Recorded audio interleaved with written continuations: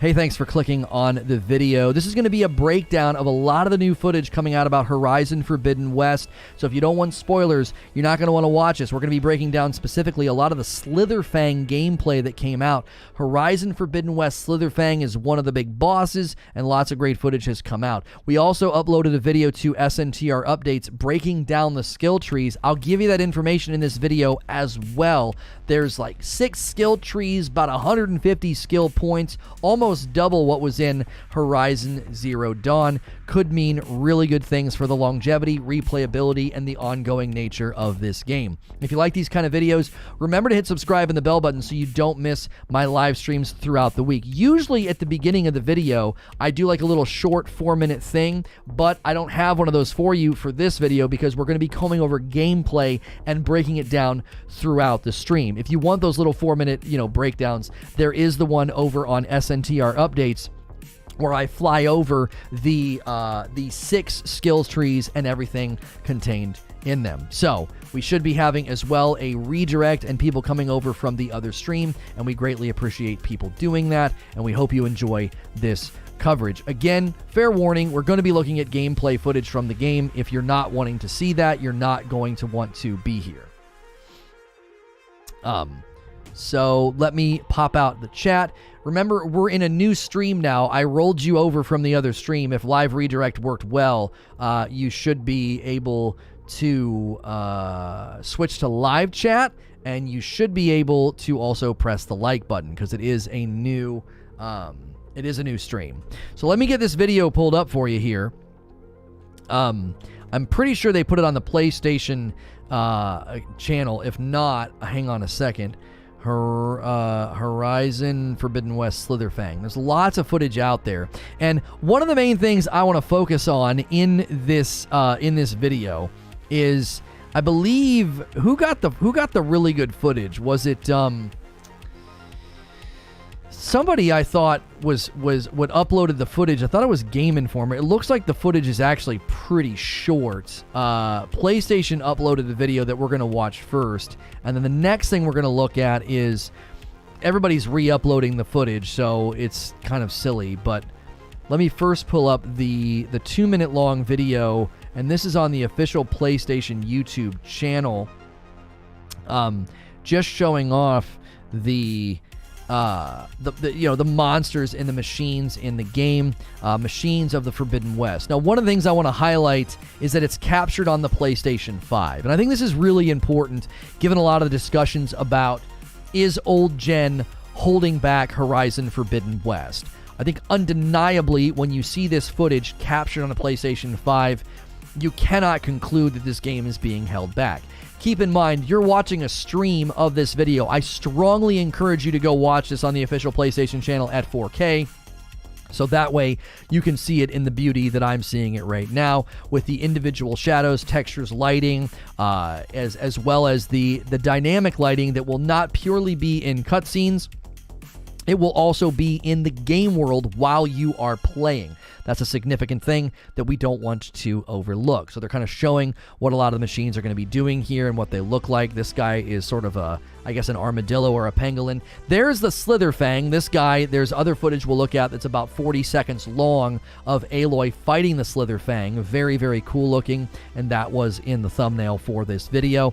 And we got these guys. These guys are just the Watchers, but it looks like they've been given more of a raptor look. At least they look like Watchers. They've got more of a raptor look and like a saw blade. And here you can see, just like in the previous game, she decided to take control over one of these guys and ride them, as well as some of the indigenous, either good guys or bad guys, are also riding on some of the monsters, including one that looks like an elephant from the Lord of the Rings.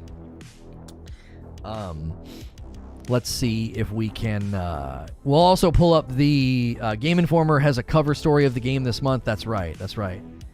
They just need to stop developing games for old gen. Well, the problem with saying that right now, specifically to the PlayStation, the problem with saying that is a couple of things. So let's address that.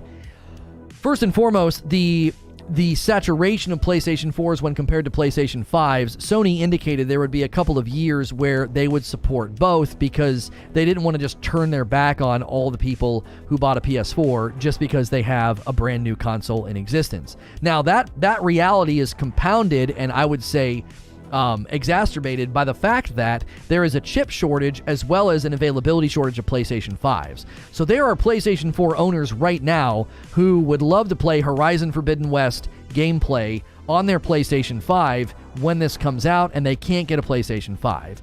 So it would be, I think, pretty injurious.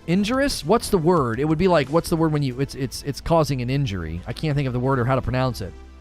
It would be very damaging to the consumer relationship to say, well, we're not developing a fan favorite, very popular franchise. We're not going to develop it for the PS4. It would be actually a very bad decision from an economic standpoint. They would be chopping off a ridiculous percentage of their sales. So from a strategy element, it would be very, very silly. Okay, now let's talk about the actual development cycles of these games. More than likely, Horizon Forbidden West and God of War Ragnarok entered development cycles very early, right? They entered those very early, more than likely within the actual engine and existing assets of the previous games. God of War Ragnarok and Horizon Forbidden West are Horizon Zero Dawn and God of War are actually at this point in time fairly old games if you think about it. And the fact that we have Forbidden West around the corner and God of War potentially in September, that's the placeholder. The only way that's possible is if they started their development cycle shortly after the release of the previous games. Injurious. Yeah, how do you say that? That's such a weird word. I knew injurious was a word, but I don't know how to pronounce it. Injurious? I'm going to have to look up the pronunciation. I need to know. Injurious pronunciation. Here we go. Ready? Let's listen. Injurious. Injurious. Yeah, it would be very injurious for them to say, hey, you've got 120 million PlayStation 4s in distribution. So, back to what I was saying, though, about development cycles. The fact that Horizon Forbidden West is right around the corner and then the potential placeholder for God of War Ragnarok, that would mean that these games entered their development cycles fairly early, which would mean they're using existing engines and assets, which would mean much of what you're playing was built on the old stuff, which means the old stuff's not holding the game back. Think about it this way. The old platforms are the reason that you're getting Horizon Forbidden West and God of War in 2022 instead of in 2025, right? Like, I'm trying to hit this at multiple levels. Like, I'm trying to dismantle the argument as strongly as I can. It would have been financially stupid to be like, we're not making the game for PlayStation 4. We're going to really limit our market reach big time, all right? Even if there wasn't a chip shortage, it would have been a really stupid idea because there's so many PlayStation 4s in circulation. You can't look at the commercial success and the market saturation success of the PlayStation 4 and be like, yeah, well, bully on those people. Just make it for PlayStation 5. You also can't say that when you look at the development cycles of the games. When the only reason you're going to be able to buy this game in 2022 instead of 2025 or 26 is because they started developing it before the PlayStation 5 dev kits were out there. Now, somebody might push back and say, now, Lono, hang on a second. You know, the developers of Horizon Zero Dawn and God of War Ragnarok, well, they could have gotten the dev kits early. Okay, I'll give you that point. Maybe they got them early. That doesn't negate anything with respect to the other points that I've made, with respect to the commercial success of the PlayStation 4, with the fact that they would have used existing assets and engines to just start building the game, and it makes commercial economic sense to say, look, we sold tons of copies of this game on the PlayStation 4. Why would we not sell its sequel on all the platforms? Okay, then look at the footage, right? Look at the 4K captured on PlayStation 5 trailer that I'm watching right now. This game was not held back by any stretch of the imagination. Let me show you the Slitherfang footage that everybody wants to see, all right? Let me show it to you. Because I think it's one thing to have, the thing slowly It's one thing to have the thing slowly combing through and, very carefully, showing the frames per second and the lighting and da-da-da-da-da. That's sure. That's really, really easy to do. But where's the Slitherfang? They didn't put it on their YouTube channel. Yeah, they didn't put it on their YouTube channel. Is it baked into the stream that they did 5 days ago? I'm not seeing any full screen Slitherfang footage on their channel. I'm not seeing it. We might have to just go to somebody else who's re-uploaded it, because it looks like everybody's re-uploading it and like putting their stinking. Okay, so this guy's got Source Game Informer. Holy, just golly, the quality's terrible. Can someone find me a really, really good quality video of this? Game Informer did not put it on their they did not put it on their channel. This guy's boasting that he's got a 4K version, and let me see. Yeah, it's not 4K. Where did they put this? Is it on their website? Is it on Game Informer's website? Because everybody's re-uploading it and saying, yeah, here we go, this is Game Informer's video or whatever. But they're uploading horrible. Oh, does Guerrilla Games have it on their YouTube page? All right, hang on a second.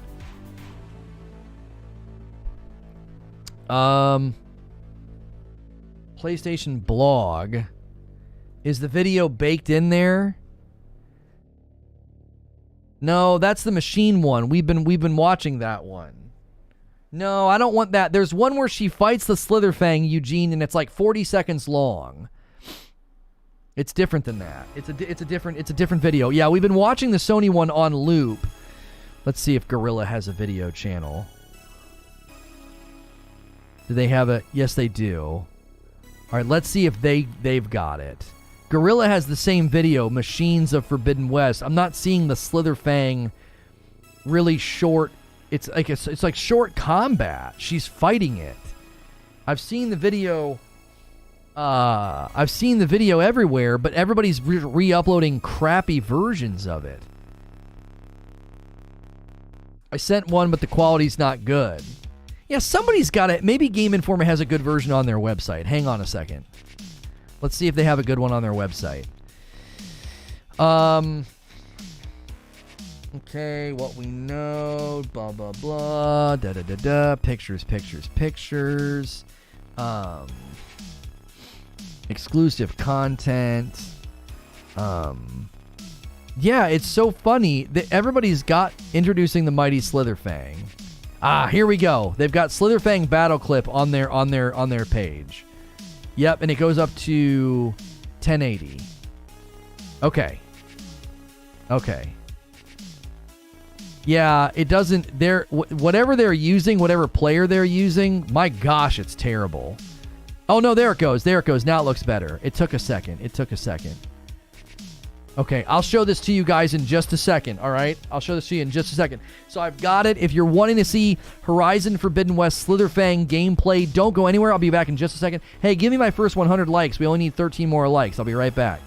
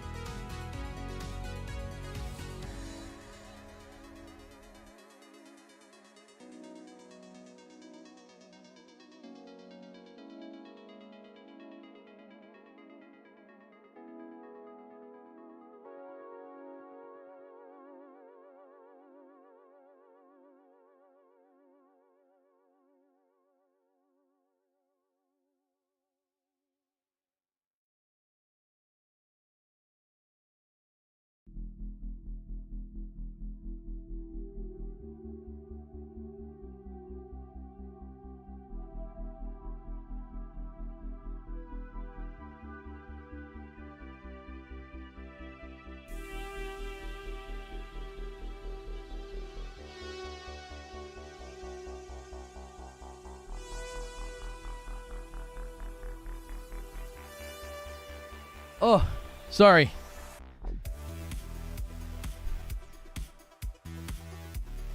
Finally, quality chair. We could be good. I'm sorry. I thought you just wanted Machines of Forbidden West. No. It's okay. Sorry. We found one. It's on Game Informer's website. Okay, so GameInformer.com is where this is being sourced from. I'll put myself in the other corner just so you can see that this was captured on a PS5. Okay, now some of this footage. My aim here is to say, to a certain degree, and I know people don't like when I do this, but to a certain degree, I want to say I told you so. So if you're tuning in for Horizon Forbidden West Slitherfang gameplay breakdown, I'm going to loop this, and let's take a peek here at this fight. It takes a second to clean up. It will look nicer in just a second. And the controls hopefully also go away. Yeah, it's usually, once she gets over here, it cleans up. Yeah. So now, I use this video to show, I can't see anybody watching this footage and feeling that old gen held this back. From the lighting and the lens flare, to the explosion, to the particle effects, to the agility of the enemy and the agility of Aloy, combined with just all of the independent movement of her hair and the ropes and the things on her character. There were many people that said this game's going to be held back by old gen. It's not going to be as good. It's not going to be, a truly next gen experience.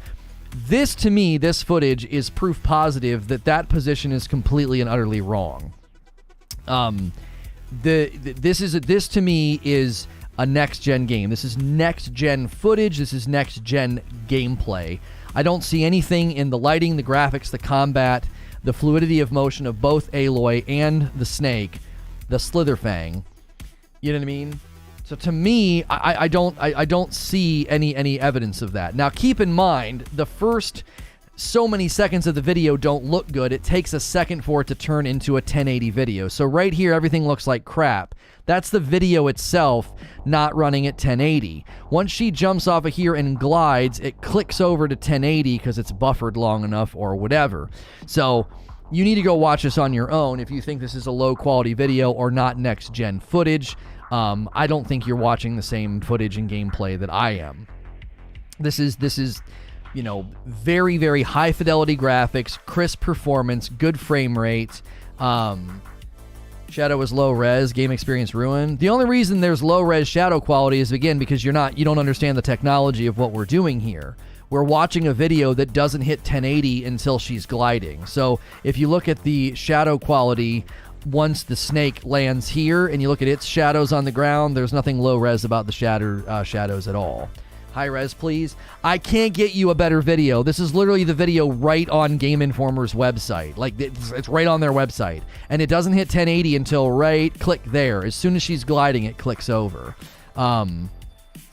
So I can't get a better version for you to watch. All the videos that have been republished on YouTube look terrible. I know you were joking, Aaron. I was responding to him as well. So I think in general, we were talking about it a little bit ago. I think in general, people have grossly overstated the importance of like, oh, it should have been developed for only next gen. It shouldn't have been developed for old gen.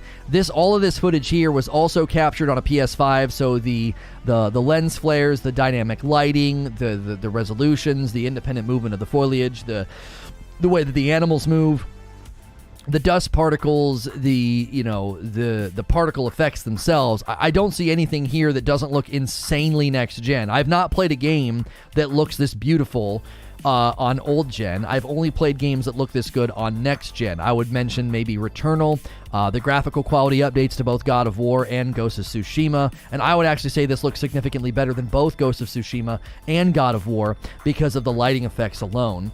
You're not going to get this level of lighting in the you're not going to get the level of lighting that you're seeing here in those games for one particular reason.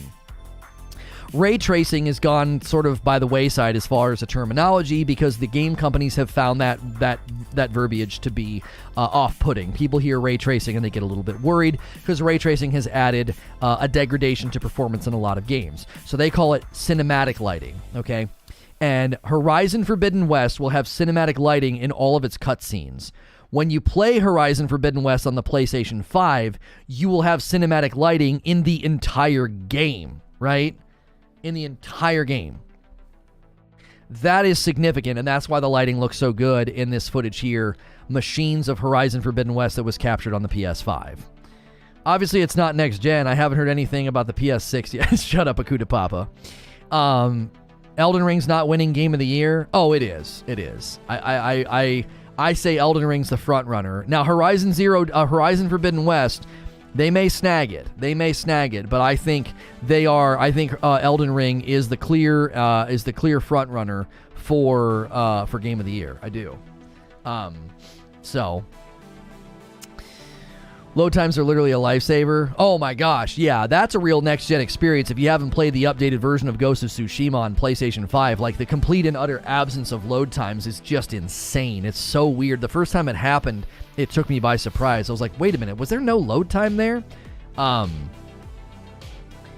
Try playing the game before you give an award, people like you gave Cyberpunk awards. Yeah, people like you gave Cyberpunk awards. Well, I don't know if we need to be dismissive here. I know you are probably looking forward to Elden Ring, but I think from the looks of it, so let's talk about the skill trees for a second. Let me give you guys some information here that might be beneficial to you, why the footage kind of runs in the background. Oh shoot, I deleted everything this morning. Hang on a second. Version history, see version history. Let me pull up my Word document version history here. And let me say restore this version. Yes. And it didn't. Hang on. Version history, see version history. It would be the one before, I guess. No.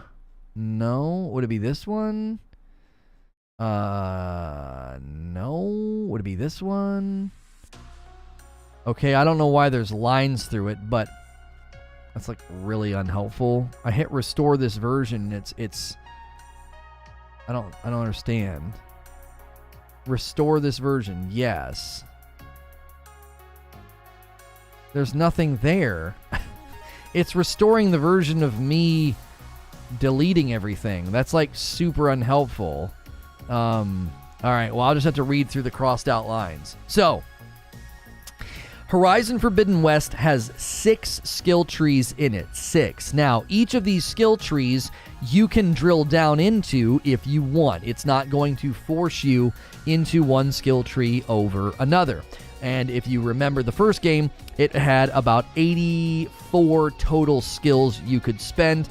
This game is going to land in 150 to 160 total skills that you can acquire for yourself, and they're broken into 6 trees. Each skill tree has roughly 20 to 30 skills that you can invest in, okay?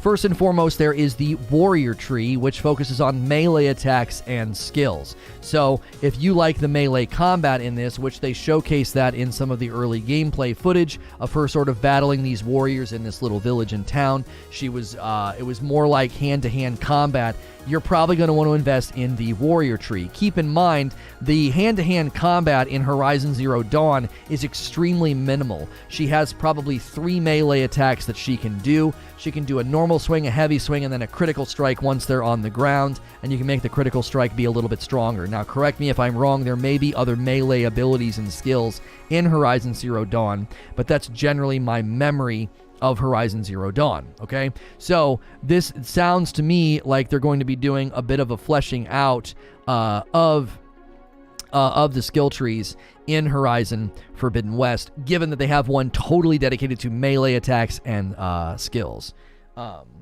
Just a slight aside, Horizon Forbidden West will have ray tracing. I may have not made that clear in my phrasing. That's what I said. I said that they're avoiding the word ray tracing and they're calling it cinematic lighting.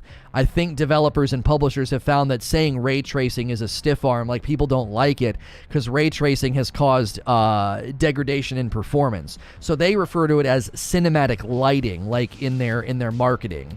There'll be cinematic lighting in the main portion of the game. And that's what they referred to it as. At least that was my understanding of the one push that they made. So yes, it will have ray tracing, but they seem to be calling it something else. They said that we use ray tracing technology for a lot of things in the game. We use it for the sound engine, for the physics and the rendering, so we use a variety of technical setups. In terms of ray tracing, I'm not an engineer, so I can't explain it much more detail than this, but yes, we are utilizing it. It was my understanding that they were referring to it as cinematic lighting, and that you won't get the cinematic lighting on the PlayStation 4, you will only get cinematic lighting in the cutscenes. And when you play Horizon Forbidden West on the PlayStation 5, you will get cinematic lighting everywhere, like in the game at all times. Like that's why when she's going through these scenes here, you're seeing just such an overwhelming amount of lens flare lighting and cascading lighting and shadows. All of that is the shininess of the metal and everything is all related to how they're rendering with ray tracing. Someone could get me like the clinical definition of ray tracing and what it primarily refers to. I mean, I suppose I can do that. Ray tracing is the method of graphics rendering that simulates the physical behavior of light. Thought to be decades away from reality, NVIDIA has made real-time ray tracing possible. So it's the behavior of the light, whether it's reflecting off of the water or creating a lens flare or cascading through the trees, fog, and dust particles. That's why this PlayStation 5 capture, I think, looks so good. And you will not be getting that on the PlayStation 4 unless you're in a cutscene. So that's the first skill tree. The warrior skill tree is one that is melee-based, melee attacks and skills. The second skill tree is the trapper tree, which focuses on trap-oriented skills. Now, I don't know about you, but for me, I found the traps in the first game to not be that great, but then I played it again and I started using them, and they are actually very, very good. Really, really good. Recently, the Horizon Forbidden West skill tree was revealed, which also looks very promising for gameplay depth and build diversity. This game is essentially Horizon Zero Dawn 2, and as a sequel, it is looking much bigger and better. Horizon Forbidden West is an upcoming action role. I don't understand. Why did you post that there, Creech? A description. In any case, did I not put the Slitherfang in the description? Is that what you're pointing out? Did I make that mistake? No, let's have a Horizon Forbidden West Slitherfang gameplay breakdown since it looks so promising. Yeah. That's at the beginning. I'm not sure what did you paste that there for yourself? I'm confused. Anyway, sorry. Did you guys use a lot of traps in the first one? Okay. I want to do something. Based on Horizon Forbidden West gameplay, is old gen holding it back? That's my question. Yes or no? Based on the Horizon Forbidden West gameplay, is old gen holding it back? Go ahead and take the poll at the top of the chat. Misunderstood what you were looking for. Oh no, yeah, you're good, creature. Yeah, I found it. I wanted the clinical definition for ray tracing is all I was looking for. You use traps quite a bit. It's weird, T-Tube. So like the first time that I played this game, I just didn't use traps that much. I just didn't do it. We're getting a lot of viewers coming in, probably because of the gameplay. So I'll keep the gameplay looped. I'll show you. It's a lot quicker. Actually, let me do that now, since there's a lot of new folks here. If you're looking for the Slitherfang breakdown, let me give you the footage from Game Informer. It's 26 seconds long. It doesn't switch to 1080 until she's gliding in the air, so it doesn't look so great here. But once she jumps and launches off of this and then goes into that, now we're looking at a 1080 video. And I think this footage really, really clearly shows that the game's not been held back by old gen. This was captured on PS5.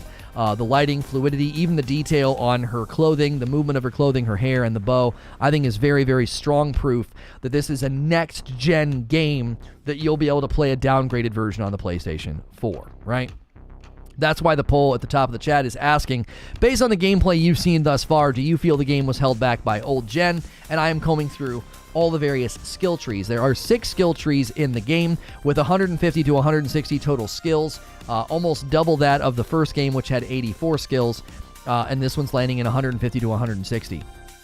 And the first tree was the warrior tree, which focuses on melee attacks and skills. The second is the trapper tree, which focuses on trap-oriented skills. And as I was about to say to T-Tube, it's funny that the first time I played Horizon Zero Dawn, I never really used the traps. And then the second time I played the game, I was like, oh wow, traps are insanely effective at controlling where the big guys can go, especially the big, more aggressive and more dangerous monsters. It was like, wow, this is actually a really, really useful thing. And I did almost none of that my first time around, and my second time around I used it a lot. So the trapper tree might be one that you really enjoy if you use a lot of traps in the first one.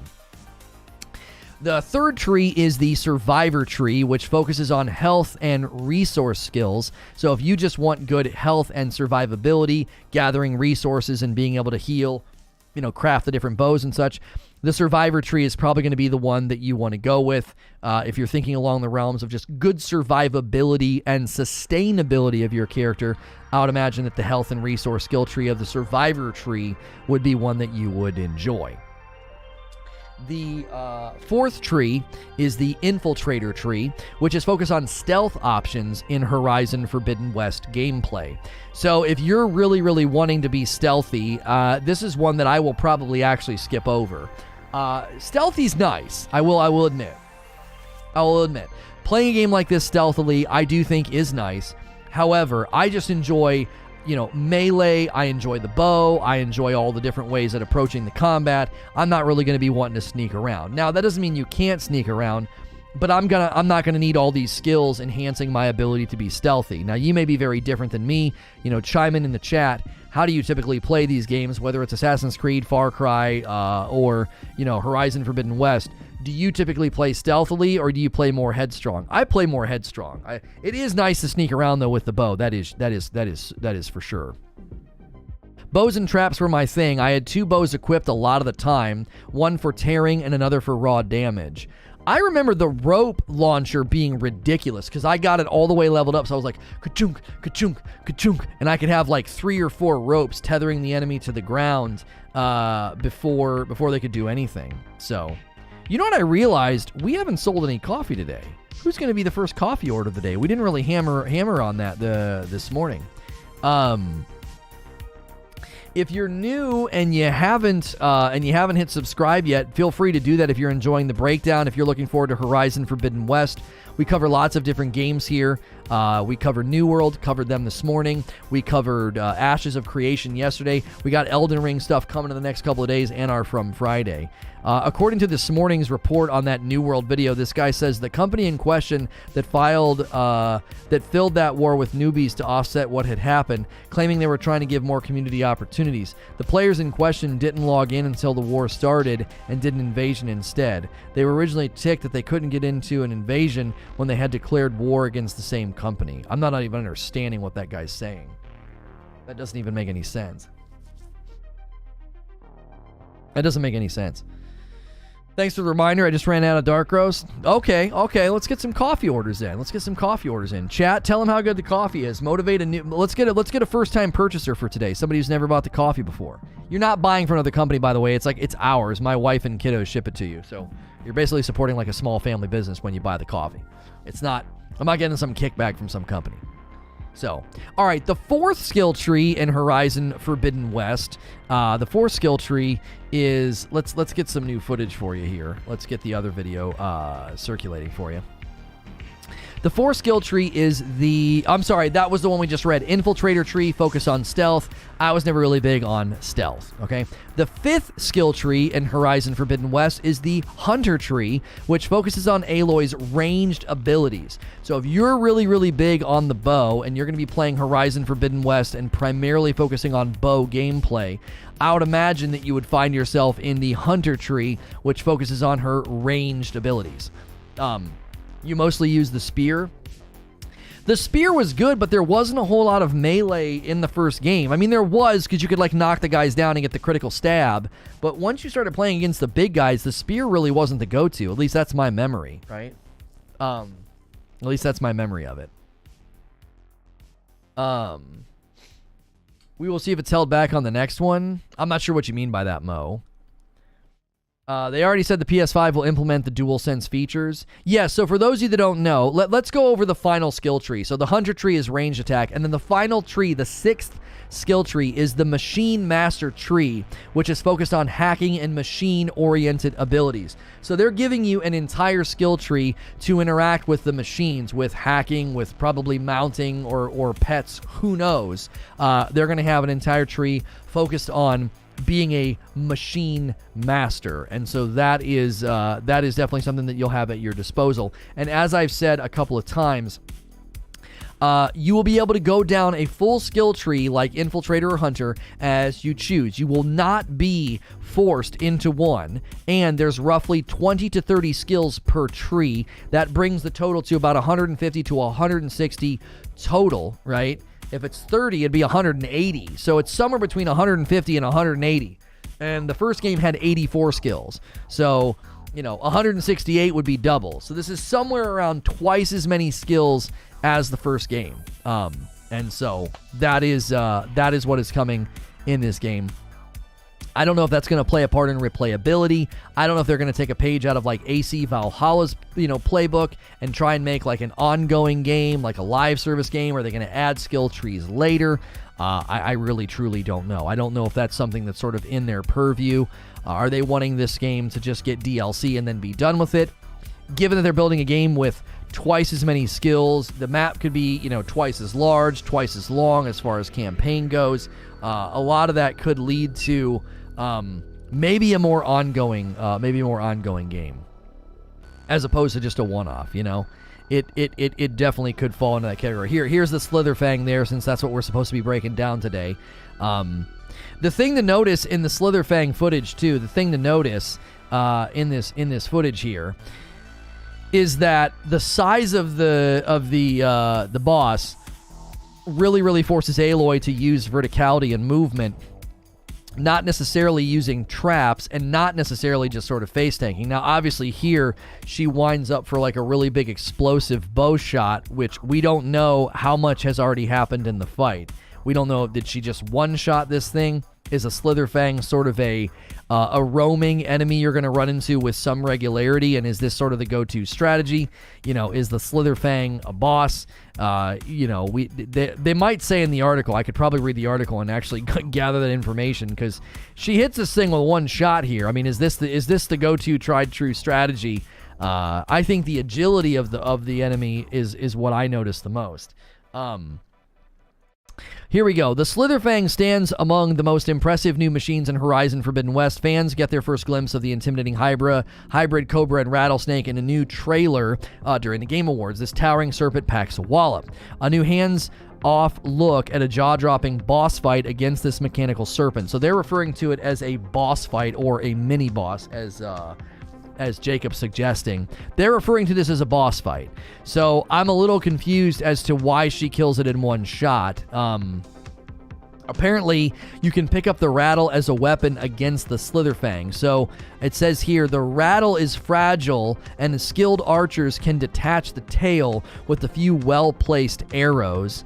And acid is not its only weapon. The rattle tail fires bolts of lightning and produces a wide-reaching wave of electricity. Acid spit and lightning tail are problematic for sure, but the Slitherfang's hood might be its most dangerous element. Nodes covering its neck for sonic pulses to temporarily deafen Aloy, and it slows your movement. Disabling these weapons by shooting off certain parts can defang the Slitherfang, so to speak. Its sheer size and agility still make it a formidable foe. Despite all we saw in its lengthy battle, the De Jong teases that we still might not have seen everything it can do. The snake has a whole heap of attacks, according to one of the guys they sat down with, De Jong. So this is like just sort of a glimpse, I guess, at what the thing can do. That's not a kill shot, right? You think she just downs it? It's like a stun. It might just be a stun. It's very possible that it is just a stun move, to knock the thing down, and then maybe she stabs it or something. I'll say, counter to my point, I think Horizon Zero Dawn Decima engine used has some seriously awesome capabilities, and releasing the game on a PS4 may simply be an exercise in turning down some effect knobs. Slitherfang is always in all my footage. I want more footage. There's not a lot of footage. Everybody has re-uploaded the 27-second clip that we have shown, obviously because everybody's, interested in, what it looks like, but we don't have any more footage than what they've shown us. You can see it a little bit here, right? We can see it a little bit here in this video. Near the end. What's really different from the first one? So all of the enemies they've shown are new enemies. So I'm seeing all new enemy types, all new biomes, a whole new story, 6 skill trees instead of 1, between 150 and 180 total skill points instead of 84 skill points, haptic feedback if you have a PlayStation 5 for stealth in tall grass as well as tension on the bow, 3D audio, ray tracing or dynamic lighting or cinematic lighting, I should say. They're going to be cinematic lighting all throughout the game on the PlayStation 5 with completely new attacks and abilities and ways for Aloy to get into combat. They've added swimming, they've added underwater biomes and underwater enemies. It's basically an entirely new game. I mean, if judging based purely by what we've been shown, quantity of enemies, biomes, new machines, new quote-unquote monsters, I would say this is a gigantic sequel. It just seems absolutely enormous. So I would say this is going to feel like a huge step up from the first game, considering just how good the first game was. I mean, let's not make any mistakes here. It's not like the first game was bad or that it limped along. It was an award-winning game, and I believe that this one will also do very, very well. I think people will really enjoy it. And I think the gameplay looks really good. Now, the question I have is, if you're going to do 6 skill trees, and you're going to do close to anywhere from 150 to 180 total skills, are they going to add more skill trees later? Are they going to do New Game Plus, replayability? Are they going to try and do live service like Valhalla? Are they going to just sort of add to the map and add to the stories and keep things going? Because this very much could be similar to some of my theories with Elden Ring. This could sort of be their idea of like, listen, rather than immediately start working on a third game, why don't we heavily invest in this one and expand it and try to make it awesome and enjoyable. This game could be a lot larger than we expected it to be. It really, really could be. I don't think the game is held back by being on old console, says J-Murph. I believe games are held back because the developers are still learning how to use the new hardware on the new consoles. I mean, that certainly is a possibility, right? That really is a possibility. My mustache is driving me crazy today. It's so weird. I go up, I look in the mirror, and there's nothing. There's nothing. And then I come down here, and I swear, there's like a force field around my microphone or something. I feel like something poking me. It's so annoying. The fact that the first game came out just before Breath of the Wild and didn't get forgotten says a lot. High hopes for the sequel. Well, it was very, very different than Breath of the Wild, too. I mean, it was just very, very unique in its approach to combat and enemies and world building and lore building. I thought it was very, very good. First game had to compete with Breath of the Wild and still managed to hold its own. Why are 2 people saying that? That just seems so interesting to me, considering they were both on different platforms. This one landed on the PlayStation 4, and then Breath of the Wild landed on Nintendo. How could one have really affected the other in any respect of fan praise, saturation, or commercial sales? Right? I'm not connecting those dots. I'm not connecting those dots with you. You know what I'm saying? I'm not seeing it. They're the same game, just like the new Halo and Far Cry 7 with a Halo skin. Is Horizon just Far Cry 7 with dinosaur robots? No. That is just so reductionist and disingenuous. That's not true at all, to say that Horizon is Far Cry 7 with dinosaur robots. No. You've either not played the first game, or you're being sort of willfully narrow. That doesn't seem like a genuine critique or summary of the game. I don't think you've played the first game if you think that. Those birds look rideable, and I hope they have some kind of co-op. There were theories about co-op, Elden King. There were theories about co-op because she goes and she interacts with the bald guy, and they're on a mission. It seemed like they were on some kind of mission together. right? You finished the first game. So why would you think that the game is basically just Far Cry with dinosaur robots? Like, what are you basing that off of? They're like completely and utterly different. There are theories about co-op, though, Elden King, which she's on that mission, she rescues the bald guy. It's like, well, what if you can go do missions together and have somebody else controlling him? He has one of those little ear things in her, just like her. What's she call it? She calls it her, does she call it an echo? What's she call it? The thing that she wears in her ear. In any case, I want to try the second game. First was meh for me. Oh gosh, I thought it was so good. Is Far Cry not FPS? Yeah, Far Cry is first-person shooter, and this is third-person action-adventure with bow and melee and trap-based combat. I don't know. I don't see almost any similarities. The only similarities these games ever have with each other is when you look at the map. Like, I'll grant you that. Their ideas about map and unlocking map and, like, missions on the map, sure. Oh, is her focus. Sorry, not an echo. It's her focus. Yeah, he has a focus, and so people were theorizing, like, what if he's playable? Like, what if somebody can play as him and do co-op or something? Like, that would be really, really fun. He would obviously have a very different skill set because he's got, like, his really big hammer and stuff. You can melee and use a bow in Far Cry? Yeah, okay, well, you can use swords and great swords and broadswords in Skyrim, so, you know, Dark Souls is basically just Skyrim with harder bosses. Do you see how that works when you just grab any commonality and then jump to a very reductionistic comparison and conclusion? It sounds ludicrous if you do it in any other sphere. Like, oh yeah, you know, Skyrim had swords and broadswords and stuff first. I mean, these Dark Souls games, they're just Skyrim with harder bosses. It just sounds ludicrous, right? Like, well, there's melees and bows in Far Cry. Really? There's a giant spear that you can jump around and swing and do critical slices into dinosaurs in Far Cry, right? Is the bow in Far Cry one that can do rope traps, explosive traps, electric traps, fire traps? Can you use a focus to analyze weak points on the enemies and then shoot them in particular spots with particular bows to break down their defenses? Can you rip off the weapons and then use them and stuff? Come on, it's just ludicrous. It's just silly to say that the game's like Far Cry at all. Like, it has similarities because it's a video game with weapons in it. That's where the similarities end. And sure, maps, like I said, map traversal and unlocking maps with the tall necks, yes, was very much borrowed from Assassin's Creed. Far Cry is just Assassin's Creed with guns, because you're climbing towers and unlocking the map and going and doing little side quests all over the map. Right, Far Cry is just Assassin's Creed with guns then, right? It isn't helpful, right?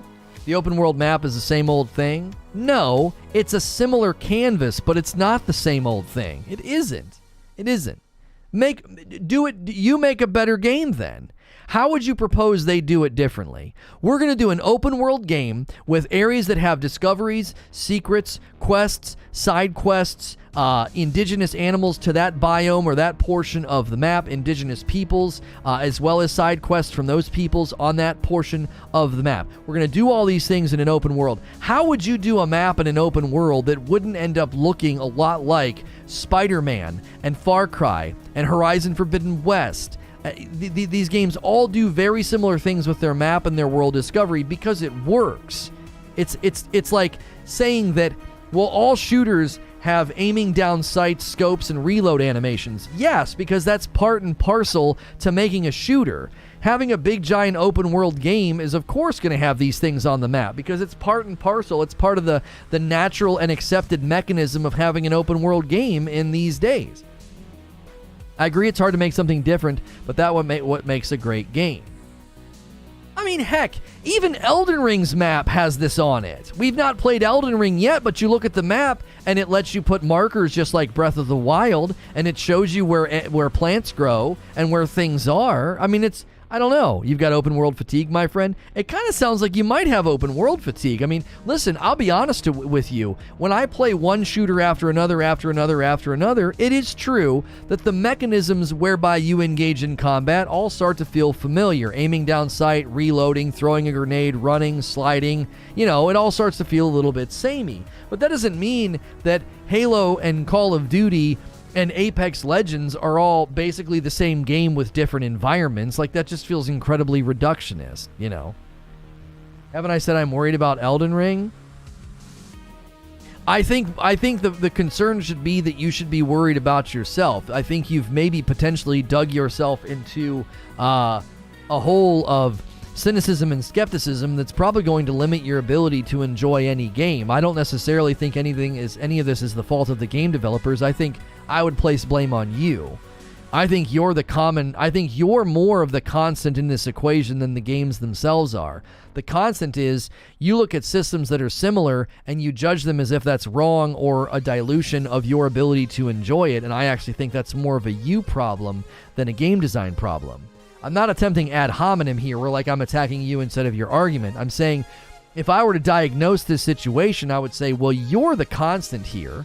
I don't think that these games, whether we look at Spider-Man, Far Cry, or Horizon Zero Dawn and their approach to doing open world, I don't think we can look at those and say, well, because there's similarities in their open world execution, that is somehow a detractor from my ability to enjoy it. I would say, no, you're the constant here. I think your skepticism, cynicism, or maybe even your sort of crossed-armed attitude of like, well, I'm not going to enjoy the game if it does something that another game did.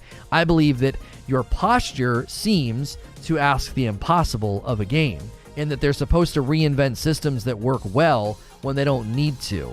Like, imagine Horizon Forbidden West bandwidth allocation and resource management being completely squandered because they're really, really worried at straining at this gnat of, well, we need the open world experience to be dramatically different than every other open world game in existence, and they focus too much on the technology, and then the game itself, you know, suffers because instead of making a bunch of dope animals, biomes, weapons, and fights, they're busy piddling away and saying, well, we can't have any similarities to other open world games. Innovation is the key, right? And they over-realize the importance of innovation, and then they squander their resources and their development efficiency, and in the process, they end up making a really just crappy game, right? We've talked about this with people's concerns with respect to Forspoken. Forspoken seems incredibly focused on building a technical marvel in the open world genre, and people are concerned that it's going to end up feeling like a tech demo more than a really, really good game. When you focus too much on the uniqueness of a game and the innovation of the game, the core elements are going to suffer because you're doing it for innovation's sake. I've talked about this with respect to every time I play a first-person shooter, why do they have to reinvent the control scheme? It's not innovative, it's irritating. Just do the tried-and-true control scheme. Like, well, we don't want to use the control scheme of Call of Duty. Oh, who cares? Who cares? It ends up becoming a barrier. Innovation for the sake of innovation is actually, I think, a degradation of your quality usually. How many times have you opened up an app on your phone or gone back to a website and they've completely restructured and innovated their menu systems, their UI, and their website or their application? And they've not done it because it was necessary. They did it because, well, innovation for the sake of innovation. And when you do innovation for the sake of innovation, what ends up happening is you end up with I think, a diluted or degraded product. You know? Let's make an analogy to other things that are in existence. Let's look at cars. So, to completely innovate and reinvent the doors, the power windows, and the engine of a car, the chassis and the wheels and all of that. Well, why would you reinvent all those things and innovate for the sake of innovation? All the research and development, all the hours spent, you know, scoping those things out, when you could just make a really, really great looking car with new and extra added safety features or tech features. So maybe you add side impact airbags, or maybe you add, you know, roll protection or cameras so that you don't get bumped or sideswiped somebody, right? You enhance what's already there and you don't mess with the basics. So that's analogous to an open world game. Why mess with the open world map system, the discovery systems, the side quest systems? Why fiddle with all of the basics when you can enhance what's already there? Look at Aloy's traversal. She's got a glider. She's got a grapple hook. She's got new tools at her disposal. She's got 6 skill trees. There's all sorts of an entirely, you know, new host of enemies and new biomes and new systems and underwater. Like, all of that is being built on an existing system that they know just runs well. So why care about those things? Those things are becoming the fundamentals of an open world exploration action adventure game with RPG elements. So you can enhance the RPG elements, the combat, the weapons, the enemies, the settings, the traversal, so that the game feels fresh and new when the undercurrent of it is just very, very solidly built open world systems. Right? Why was Spider-Man so good? Like, why was Spider-Man so good? Because they took the open world concept and they built upon something that was sort of an understood thing, and they just made it awesome. You felt like Spider-Man. They were worried about what? Traversal through the city, Spider-Man combat, Spider-Man abilities, right? That's what they focused on. They didn't focus on reinventing open world systems. Open world systems and map clearing. Is it because the consumers are changing throughout the years? Like an 80-year-old doesn't care about new cars and features? I don't know if that's the case. It's just like, why would you bother wasting innovation on something that doesn't need innovated on? The expression is, don't reinvent the wheel. That expression exists for a reason, right? It exists for a reason. Let's say you want to build a board game, right? And the basic fundamentals of a good board game is it's a foldable piece of cardboard that you put out on a table, and you use either a number spinner or a die or a die or dice to move about that game, and you have pieces that you put on the board. Okay, so those are like sort of the fundamental pieces to a board game, right? And do you need to innovate on those things? Well, let's spend a bunch of hours and time, research and development, and resources and money of our budget. Let's spend all that on reinventing dice. We think dice are boring and played out. Every board game has some form of a die or a pair of dice, right? And let's reinvent and reevaluate like what the board could be like. And let's not use cardboard. Let's examine what we could do with maybe like augmented reality glasses so that the board is three-dimensional, okay? Now, you may want to do that because you want to be a pioneer and you want to be groundbreaking, or you may say, this is not conducive to what we want to build. We want to build just like a really, really good strategy board game with 8 different pieces per character and this dice and these cards and that and blah, blah, blah. And you do all that because you know the fundamentals of the board game don't matter. It's the pieces and the enhancements of the board game and the uniqueness and the rule sets that makes the board game enjoyable. I watched some people play some treasure hunter board game over Christmas, where there's a min, there's a max in the blue, in the red, and the green territories, and you can go for dogs or you can go for points. I forget the name of it. It might have just been treasure hunters. And the fundamentals and the rules are what made the game enjoyable. It didn't matter that it was on a board. It didn't matter that there was cardboard pieces. It was like, well, I've seen cardboard pieces in a cardboard board game before. That didn't matter. The medium and the canvas was immaterial to a certain degree. It didn't matter. It was superfluous. What mattered were the rules and how you were successful. That's what made the game enjoyable. Does it need to be open world? Some games need open world, multiplayer shooters and games like GTA, Red Dead Redemption, but some games don't need to be open world. Enemy placement and only one route gives a more controlled game. I'm looking for change. You all want the same thing. Who is the innovative one here? No. Again, your tried and true way of communicating is to be reductionist and disingenuous. That's not what anybody's saying. Nobody said here that they're wanting the same thing. I've pointed to an entire host of upgrades, enhancements, additions, and innovations in Horizon Forbidden West. An insane amount of new enemies, new biomes, new weapons, twice the number of skill points, 6 skill trees instead of like 1 or 2 skill trees. Like, very, very much enhanced, innovated upon, cinematic lighting, haptic feedback for the bow and the stealth options when you're in the high grass, when you're playing on the PlayStation 5, and 3D audio, and look at the intensity of the fight, look at the agility, look at what Aloy can do in this game compared to the last game. All of that is innovative and new, and we're all excited about it. Innovation for the sake of innovation leads to, I think, degradation. I think that leads to degradation. That's nice, but at its core, you're doing the same thing. False. No, you're not. No, you're not. I'm not doing the same thing in Horizon Forbidden West I did in Horizon Zero Dawn. I've never fought these enemies. I've never had this level of traversal. I've never had this level of verticality. I've never gone into these biomes. I never swam underwater. I never had any of that in the first game. These are all brand new experiences. Strip it down to the mechanics. Let's just do this. Let's take what you're saying to its logical end. Every single game you play, do you know what you're doing? You're doing the same thing. You're holding a controller and you're pushing buttons. That's reductionist. I'm reducing the game down to its mechanical parts. This. Why play any video game? All you do is stare at a screen, respond to visual and auditory stimuli, and push buttons and move your thumbs accordingly. Right? That's reductionist. I'm reducing the variety of experiences you can have in gaming to the sheer mechanics of it. That's what you're doing. Oh, it's open world with enemies and weapons. I've done that before. You're reducing it to its mechanical parts in a disingenuous and reductionist way. There was vertical climbing but not combat. Love the former in the first one. Can't wait for the latter. He wants Horizon Forbidden West to be a Dark Souls clone. What? Why would he want that? Somehow a completely controlled and structured game, aka a hallway simulator, is more innovative than open designs.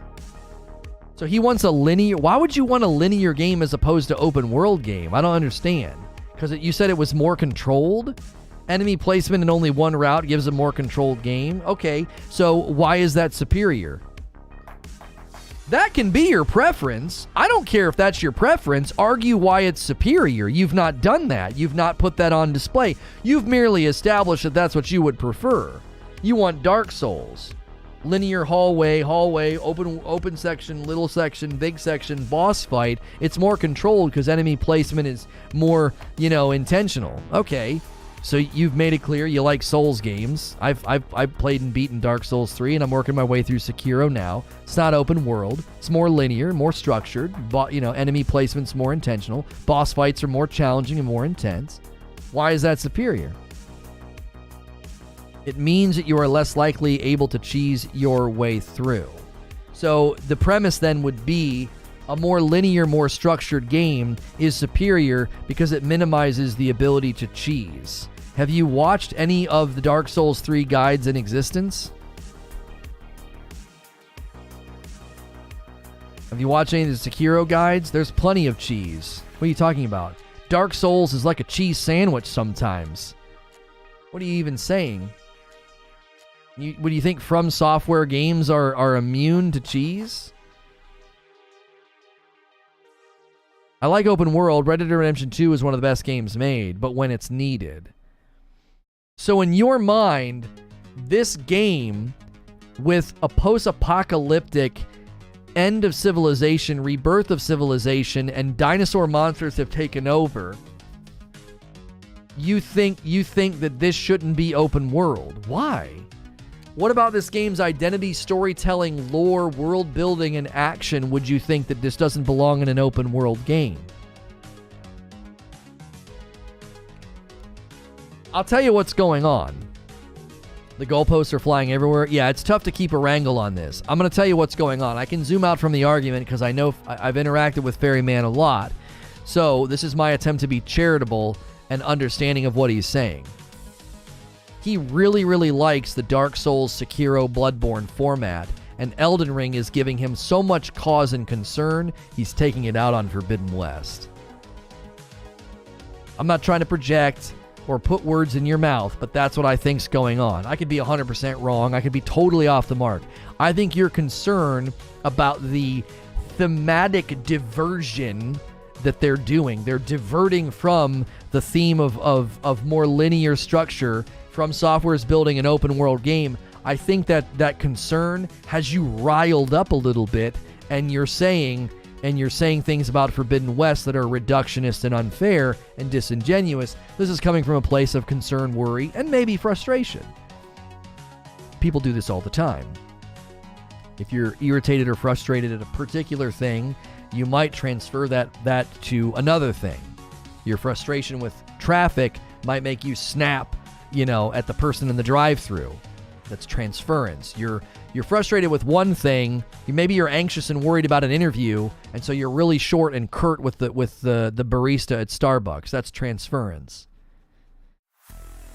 So I think you're concerned and you're worried and you're like, oh man, I'm a huge From Software fan. This open world thing they're doing with Elden Ring, I'm kind of anxious and worried about this. This might not be a very good game. This might end up being really, really something that I won't enjoy, and we've waited all this time for it. And then you see another open world game and you kind of hit it, right? You take a swing at it. It'll make you feel good to like denigrate it and kind of chop it down a little bit. Yeah, it's just another open world game. It's just it's the same thing you did in the last game. Let me take some of what you said and let me just put it back in your lap. So when you played Dark Souls 1, 2, and then you played 3, you basically played the same game. Right? Well, I mean, when you played Sekiro, it was basically just Samurai Dark Souls. You know, it was just Samurai Dark Souls with parry. You know, just parry your way through that game. It's just another very linear, set piece oriented game with bosses and intentional enemy placement. You've already played that game. You're just playing another version of it. Do you see how that works? You hated Sekiro? Well, forget Sekiro. When you played Dark Souls 3, you had already played that game. You had already played it. You played Dark Souls 1 and 2. It was the same thing, wasn't it? Linear based, hallway based, set piece based, challenging enemies, intentional enemy place based game. You already played it. Similar weapons, attack animations, and strategies were similar, right? Do you understand the point that I'm making? Like, how dumb do I sound when I say that to you? I'm being dumb on purpose, by the way, for the sake of an example. Ferryman, I don't believe that that's true. I don't believe that when you enjoy Dark Souls 1, 2, 3, and Bloodborne for a variety of reasons, I do not believe you were basically playing the same game every time. But that's essentially what you have said about these games. And so I'm saying a very similar line of reasoning to you, and it does, and it should sound kind of dumb. It's not, I don't think it's a fair way to assess a game's quality. I'll give you that, but the 3 games that are the same, I've played 30 games that are like Far Cry. Well, no one's talking about Far Cry. No one's talking about Far Cry. And actually, wait a minute. What games have you played that are like Far Cry? Far Cry, even though it's a little copy pasta, and I like the genre, but I also see some of its copy-paste pitfalls, and it's, Assassin's Creed map puke. I definitely see those as shortcomings. Every game has their shortcomings, by the way, so don't just wail on their shortcomings and act like Souls games don't have their own dadgum shortcomings, because they do, and I could wail on them for a while, okay? What other games have you played that are like Far Cry? Assassin's Creed is similar, but very different. If anything, Far Cry is like Assassin's Creed. Let's not get this backwards, right? Assassin's Creed is Far Cry, New Halo is Far Cry, Horizon was Far Cry. Gosh, where did show us on the doll where Far Cry hurt you? What is the, I don't understand. I'm not trying to be disrespectful, but I'm trying to be silly to keep the mood light. Like, what in the world? How is Halo Far Cry? How is Halo Far Cry? How is Horizon Far Cry? Because they have similar systems? Is that all it takes? Is that really all it takes? So is every fighting game Street Fighter? I like Far Cry, but it's too much. Maybe I play more than everyone.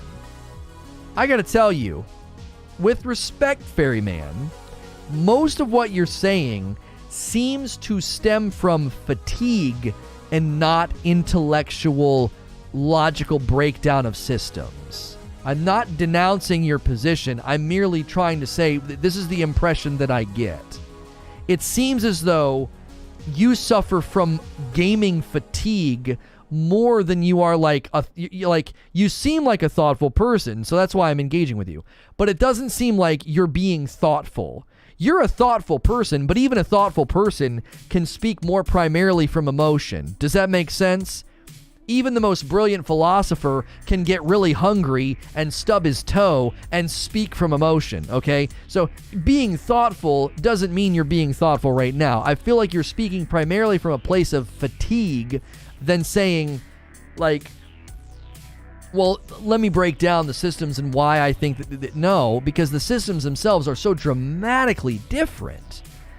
The way that you move through Horizon Zero Dawn and engage with the systems and the power fantasy and the trials and the dialogue trees and the world building and the power building and the different powers that you could get and the different weapons that you got and literally the fights. Oh my gosh, the fights. The machines, they were all so different and cool and like ripping pieces off and looking for weaknesses and all of that.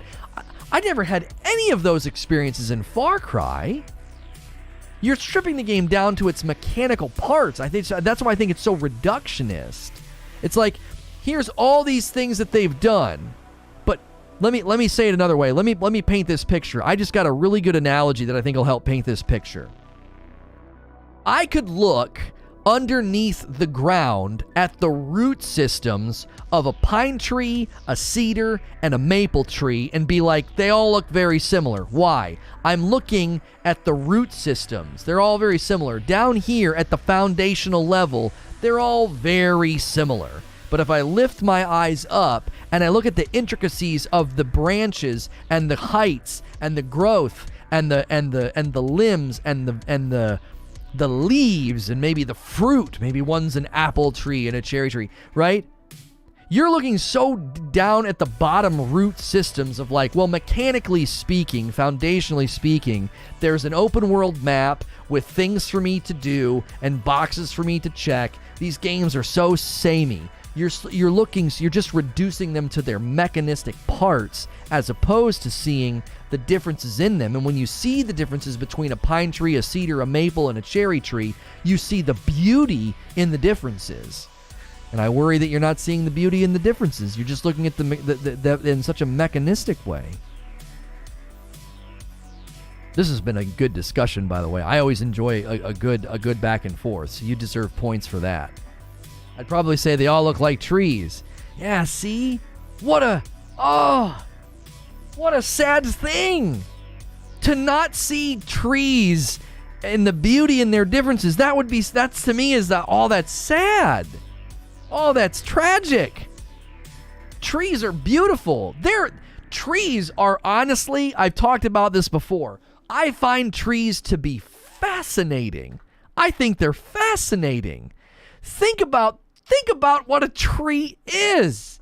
A tree is the closest thing we have to ancient beings. They're ancient.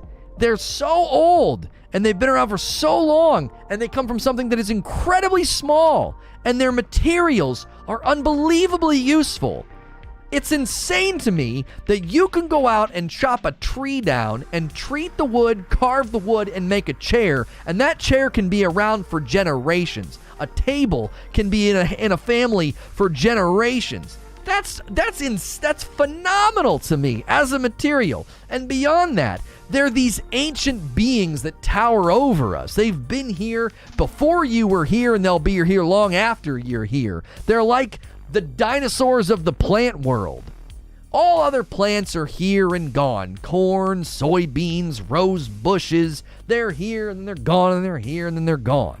Now, some plants and bushes are evergreen. They're always around, sure. But trees, to me, are the dinosaurs of the plant world. There's something mystical and ancient about them. They're cool. It makes sense why druids and people worship them and thought that there was something magical about them, because they're the dinosaurs of the plant world. They're phenomenal. They're so cool. But when we go on a walk through our neighborhood, there's this one house. It's my favorite house. I call them the twin gods. They're these two gigantic trees, and they're twins. They're right next to each other. They're massive. They're like 3 stories high. And the sad part is so many people drive by, walk by, and they never look at them. Just look at a tree and meditate on it. All the intricate systems that allowed that thing to grow and it stay alive, like the way that water through the soil and photosynthesis and all the animals that live in it and the insects that live on it. It's a dadgum universe in your backyard. It's beautiful. And you're like, it's a tree. And a video game is that. It's a universe. It's got animals and rules and water and all these intricate moving parts. You're like, it's just another video game. Oh, what a tragedy. What a tragedy. To look at a video game and like, to look at this and be like, it's just another video game. It's a world. It's insanely awesome and cool. What a spectacle of human innovation and ingenuity and creativity. It's Far Cry. It's just another Far Cry. Oh. It causes me pain. It causes me pain. You're looking, oh golly, it's like you're looking through smoked glass at a beautiful painting and you can't see it. It seems fuzzy, so you don't see the details and the brushstrokes. You got to bust through that glass. Whatever it is that's caused you to see things this way, you're looking through smoky glass at a Van Gogh, you know? And you're looking at the Mona Lisa through smoked glass. Oh, it's just another painting.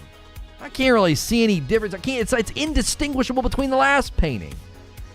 What a tragedy that would be to take somebody to a museum and make them wear like smoked out. Oops. That's not good for the mic. Make them wear like smoked out glasses. You know? So they don't see any of the distinguishing things between like looking at a Van Gogh or the statue of David or the Mona Lisa or they're, take them to another part where there's, I'm trying to think of some of the more famous artists that are out there, Da Vinci. You look at something that just is mind-blowing, but you can't see it because you're wearing these smoked over glasses and everything looks indistinct from the last thing. Have you thought about doing a natural world channel? No. This is just me.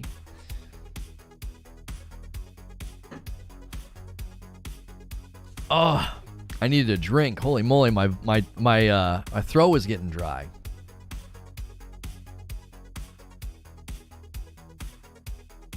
Does a tree sway in the wind, or does a tree sway and cause the wind? No, there's science around wind. The wind is what moves the tree. Can you hear wind? No, you hear the effect of wind. Right? You can't hear wind. You hear the effect of wind when it crosses through a narrow pathway and makes almost a whistling sound when it rustles leaves. You can't hear wind. You can only hear the effects of wind. I need you to narrate the next Planet Earth movie. People be like, he gets a little too passionate. Can we go back to the calm British guy? It's more meditative.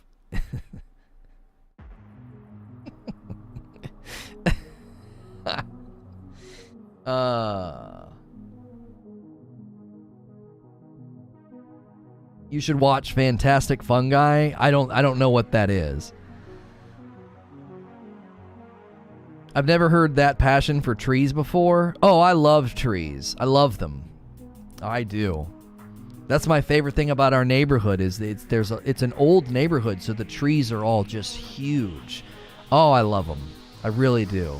It would be a treat. I'd get emotional, I think, if I went and got to see either like the Cedars of Lebanon or go out west and see the big towering redwoods. I'd probably get emotional because it would just be it would be awe-inspiring. Like, oh my gosh, for something to be that big, to be that monstrous, to be that ancient, it's cool. Like I said, there's something mystical about it.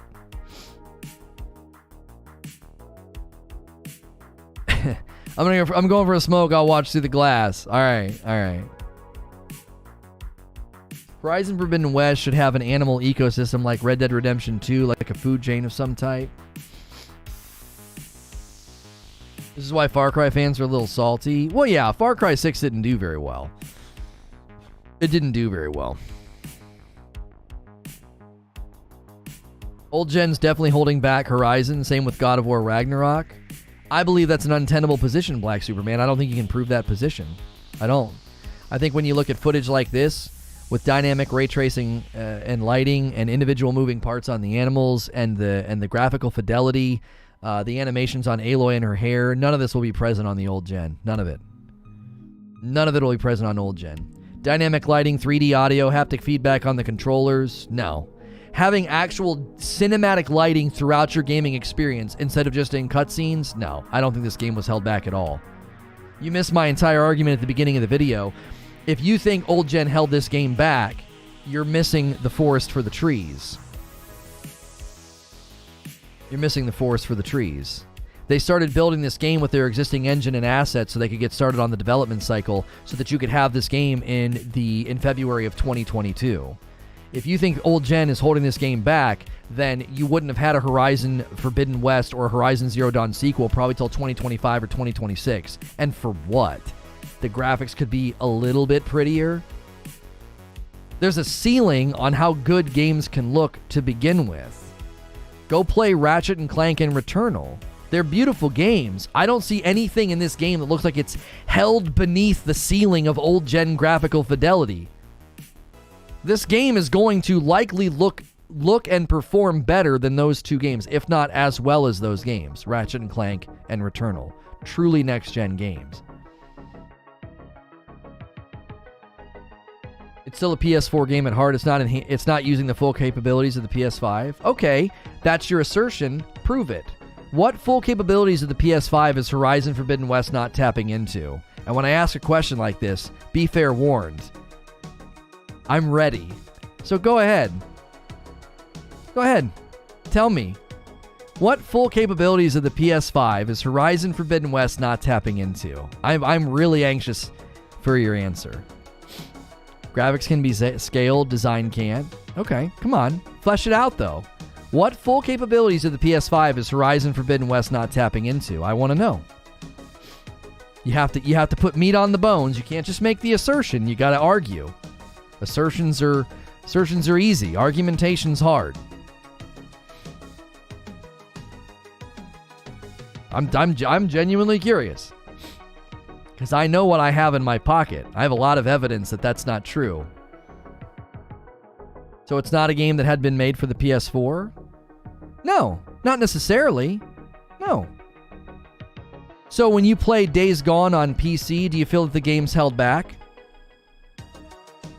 Do you? God of War is coming to PC in January. You think it's going to be held back? It was originally built for PS4. When I played Days Gone on the PC, did I feel like it was held back by the initial design frame of what it was built for? Graphics, gameplay, performance of the game, load times. Is there any evidence of the way that Days Gone runs on PC to prove that it was held back by the fact that it was initially built for the PlayStation 4? Do you have any evidence of that? No, I'm serious. Do you have any evidence of that? Do you have any evidence that Horizon Forbidden West isn't tapping into the full capabilities of the PlayStation 5? I am well ready to dismantle that argument. You've yet to point to anything, so I'm waiting. I've already got things in my corner to prove that argument false. It's very easy.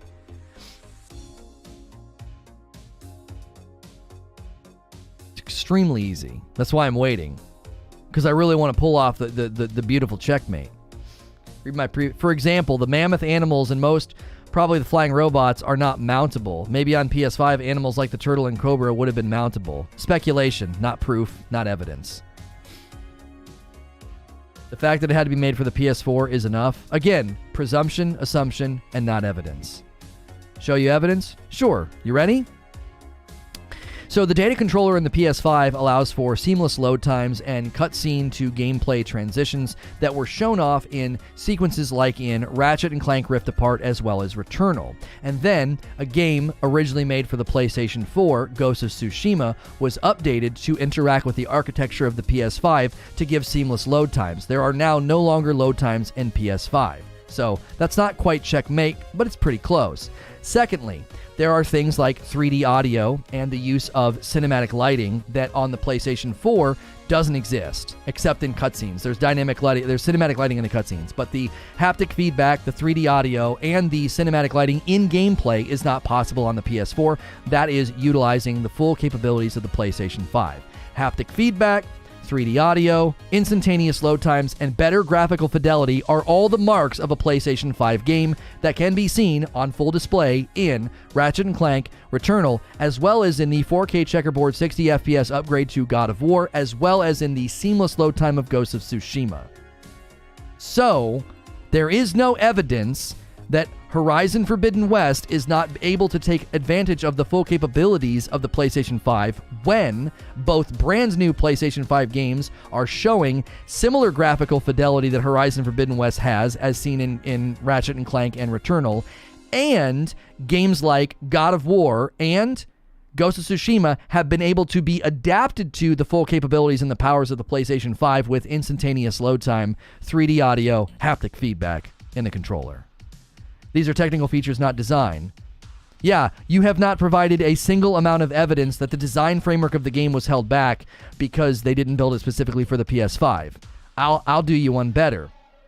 And this is the checkmate. They didn't have the dev kits for the PlayStation 5 when these games were initially built. Ergo, your position is erroneous and false.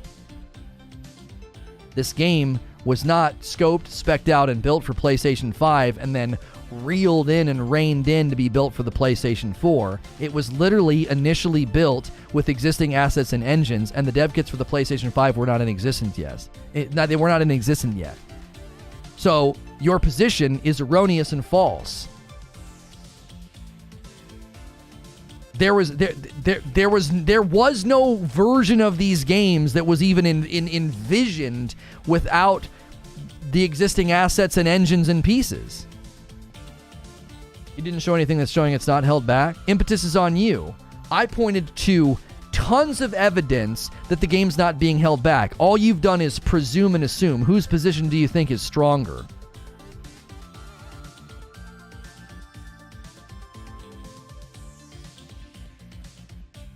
At its heart, it's a PS4 game. That doesn't mean it's being held back. Doesn't mean it's being held back. Both Returnal and Ratchet & Clank Rift Apart, both Returnal and Ratchet & Clank Rift Apart were built purely for PlayStation 5. They don't do anything that Horizon Forbidden West isn't doing.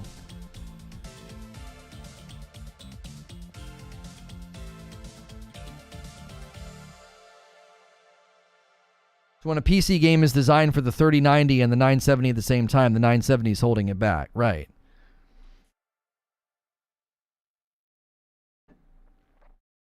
Game dev here. The PlayStation 4, being the original console the game was developed on, does not affect anything on the PlayStation 5. I've shipped 5 games now that are on both.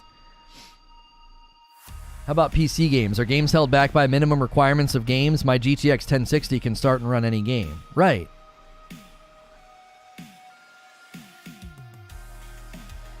You haven't provided any evidence.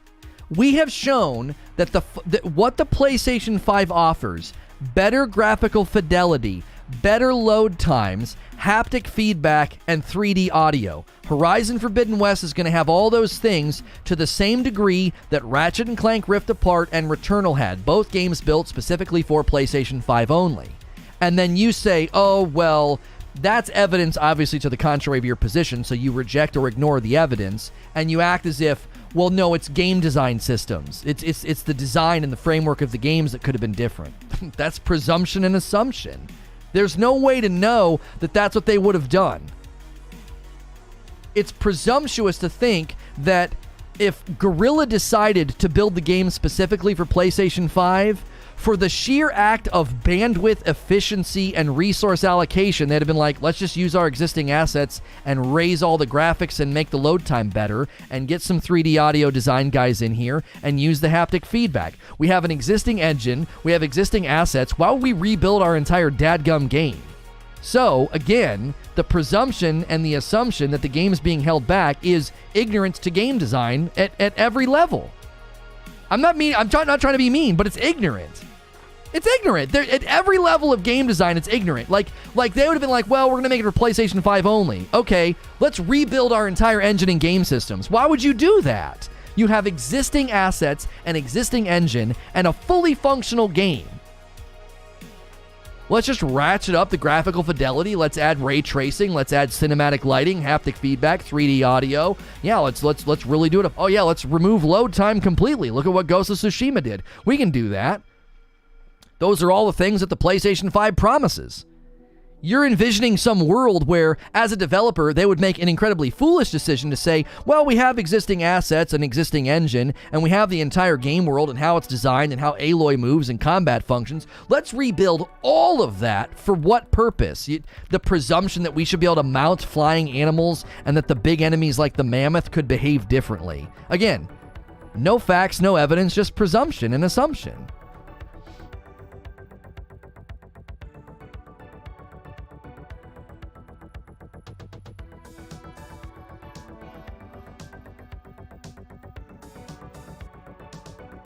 Tech Guru here, if Horizon 2 was being held back, then it wouldn't have 3D audio, ray tracing, and the insta-loading. That's what I'm saying.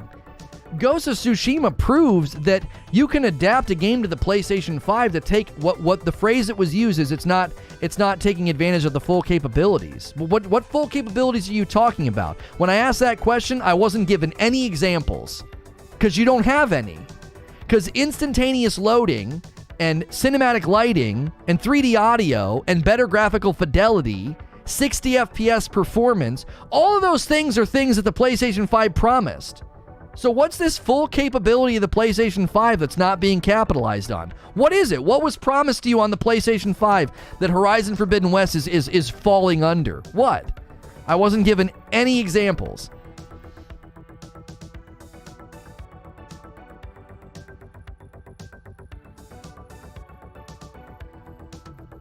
There's no world where designing for 8-year-old hardware cannot hold back leveraging new hardware. Whether or not that bothers you is a different discussion. No, that's not true, Elarian. No. You can design a game right now with existing assets that function just fine on the Xbox One and the PlayStation 4, and you can ratchet up and take advantage of all these new technological advancements, but you're still using the same assets and the same dadgum engine. Where do you think the cinematic lighting comes from? Where do you think ray tracing came from? These are new things that the old systems aren't capable of. Cinematic lighting at 60 FPS, ray tracing performance modes, all these things are not possible on the old systems. What are you talking about? That's not true. Just because you're using existing assets and an engine that was built and ran on old systems doesn't mean that engine and those assets are not agile and can't be adapted to new systems. My gosh, look at the Unreal Engine with Fortnite and look at what it can do for other games. The Unreal Engine, Unreal 4, and now Unreal 5. Well, let's just look at Unreal Engine 4. You can make all sorts of games on Unreal Engine 4 for old systems, but then in the same engine with the same assets, make the game look insanely better on PC. They do it all the time. They do it all the time. You're buying into headline culture. You know, oh, it's being held back. And when you look at the facts and you look at the evidence, there's no evidence to say that. PS4 doesn't technically support any form of SSD because its controller doesn't support the data transfer speeds. Right, so even if you plug an SSD into your PlayStation 4, you're not going to get the data controller speeds that you get on a PlayStation 5.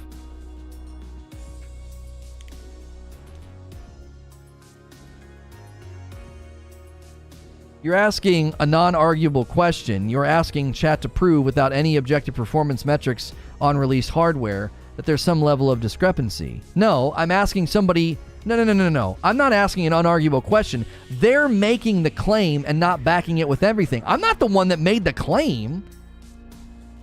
The burden of proof isn't on me. I didn't make the claim. Yeah, it's being held back. Well, can you prove it? No, you're asking a non-arguable question. Well, you're the one that made the claim, not me. I didn't claim that the game was being held back. I pointed to things that we can see, tangible things from the performance of the game to the tech specs outlined by the developers themselves, and I've compared that and contrasted that to two games that are built only for the PlayStation 5, as well as something that was done to Ghost of Tsushima when it was updated, proving that the game's not being held back. You can't just make the claim and then when you're pressed upon it, you reject all my evidence and you just live in presumption and assumption. You're presuming and assuming that it's being held back. There's no evidence that it is. I've shown plenty of what I think is compelling and credible evidence that it's not being held back at all. Can we go back to trees? I just subscribed on this argument alone. I appreciate high-level intellectual rants. Thank you. You will get plenty of those here. You will notice, by the way, the people that I'm disagreeing with, they're not leaving and no one's name-calling. We do this all the time. We duke it out. It's a blast. It's fun, but we keep it respectful. You'll notice I've kept it safe for work as well. Even as passionate as we get, I keep it safe for work. Thanks for being here, anybody who's a new subscriber.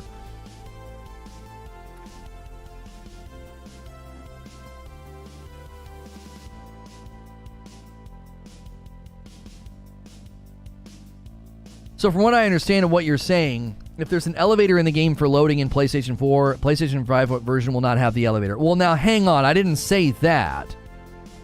If structurally speaking, a game has masked a loading screen with an elevator, you may be on the elevator a shorter amount of time on the PlayStation 5.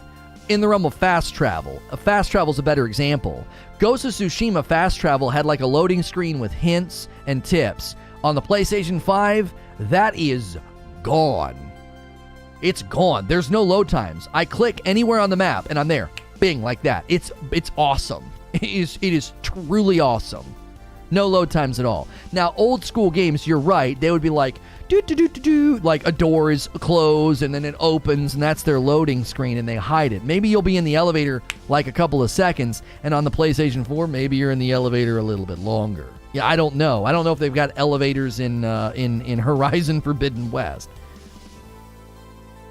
I'm saying you're completely ignoring how design works. You're stating these features work so it's not held back. I'm saying there is no world where you can see what isn't in the game, which makes the assertion that it's holding back more stupid than my argument that it's not, Alarian. You understand that you just argued claiming it's being held back is arguably more stupid than me saying it isn't held back. Because me saying it isn't held back, I can point to things that are evidences of its next generation technical prowess. You can't point to anything to show that it didn't get where it could have gotten. It's more illogical to claim that. The Medium, for example, was a next-gen only game. It couldn't render two worlds at once. That couldn't be done on PlayStation 4 and the Xbox One. Okay. What does that have to do with the discussion? That's likely why Ratchet & Clank Rift Apart was only on the PlayStation 5, because at a design level, they wanted to have individual worlds that you could rift into instantaneously, and that probably wasn't something that they could do. Like when they had like a crack in the fabric of time and you walked through it. It was awesome. It was really, really awesome. So sure, if there's some other universe in the multiverse where Horizon Forbidden West wanted to render two worlds at once, and they didn't do that because they built it in existing assets, yeah, you're right. You are ignoring the development structure of these games. God of War Ragnarok and Horizon Forbidden West were built with existing assets and engines shortly after the first games ended. We know this from the voice actor in God of War Ragnarok, and we know this from Guerrilla. You're ignoring that. So it's not held back. Why? Because their original plan was to build the sequel and to build it with existing assets and the engine. And then when the PS5 dev kits came out, what'd they do? We're going to tap into as much of the PlayStation 5's power as we can. It's being held back. Just absolutely ignore everything that I just said if you want to think that. Yeah, for later. Thanks, Mama.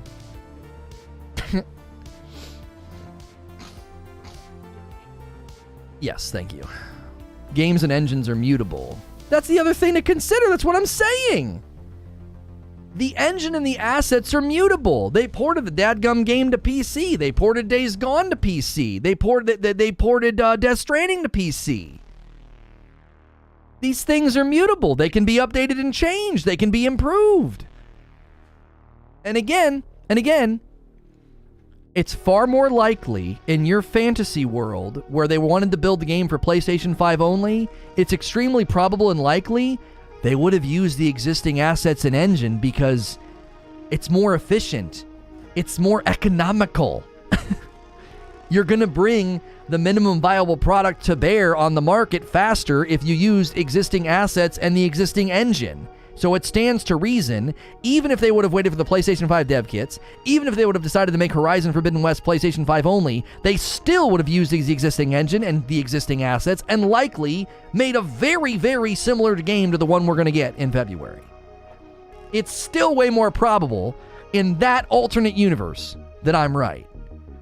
Now, that's not hubris and arrogance to think that I'm right in two universes. You get what I'm saying? My wife's in the room taking shots. You get what I'm saying, right? Like, it, based on the pattern in the industry, get out of here. Based on the pattern in the industry, they would have used the existing assets and engine. Virtually every game does that when they build their next game. Why? Because it's economical, it's smart, it's efficient. By their point, then no game that comes out isn't held back. The second a game starts being made, the technology's out of date shortly after, and therefore what's being made is held back. That's ridiculous. Oh, Fuzzy, that's such a great point. Thank you. That's excellent. Okay, so if things can be updated and changed, doesn't that then necessarily imply that the previous product was less in some way? Sure, but your point combined with Fuzzy's point, technology's always moving forward, so every game designed ever is held back because it doesn't get to institute the new texture mapping, the new lighting, the new rendering, the new whatever. Unless, man, this will be crazy, right? Unless the engines are mutable and you can update them and add in DLSS and other things like that.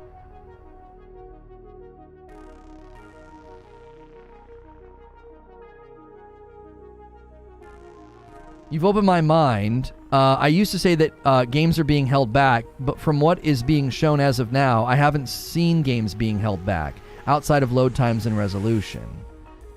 That's literally the point then. Okay, so Alarian, you understand then everything I've been arguing against, that the game has been held back. It's an illogical and stupid position. You're arguing that they're being illogical, not insulting. It's an illogical and stupid position. Everything you've just said invalidates their claim. It invalidates their claim. I don't have to invalidate their claim. You just did it. There's no way to know what it would have been if it would have been designed for PlayStation 5. We could make probability predictions, and the probability prediction would be, based on the industry standard and the behavior of most of these development companies, they would have said, even with the PS5 dev kit, we're going to use the existing engine and assets, and we're going to add in all this pretty stuff. Why? It's efficient and economical. We got to get a game to market.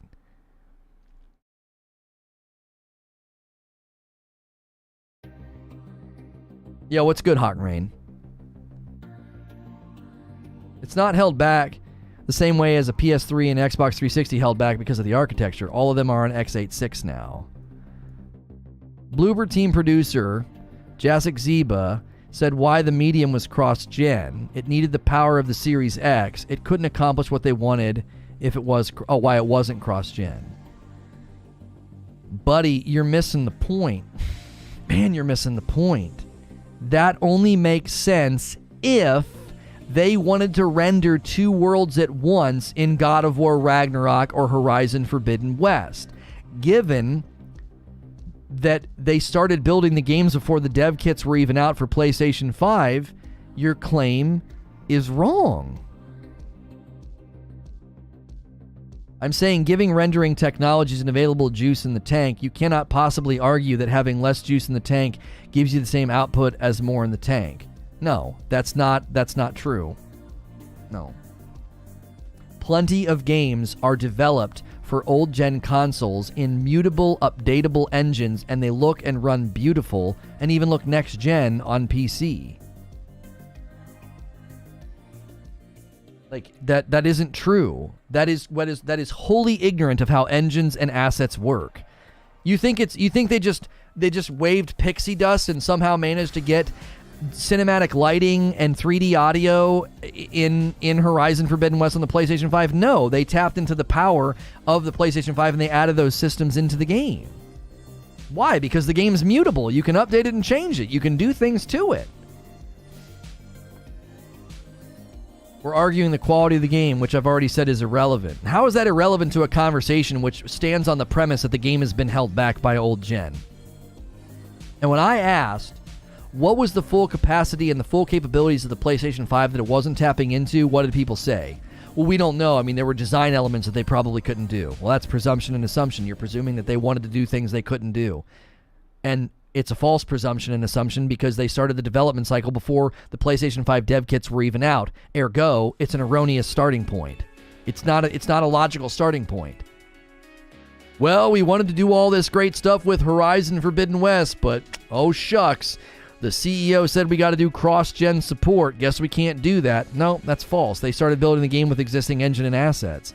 Therefore, they weren't looking to do those things. They were just looking to make a great sequel.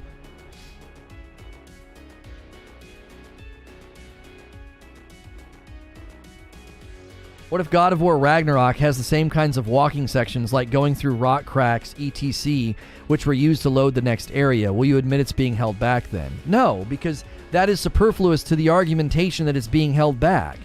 Walking through a crack, that's going to ruin your experience?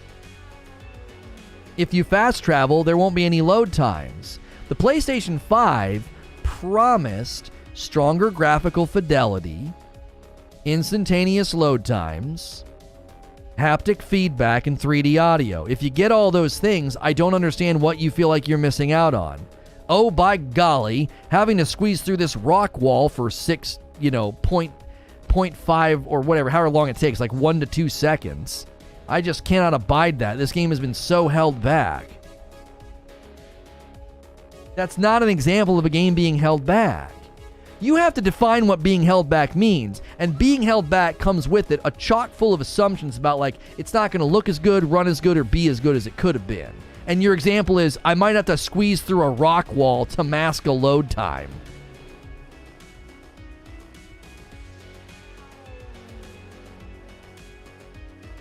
If that's your strongest argument, then I'm happy to see that you're conceding.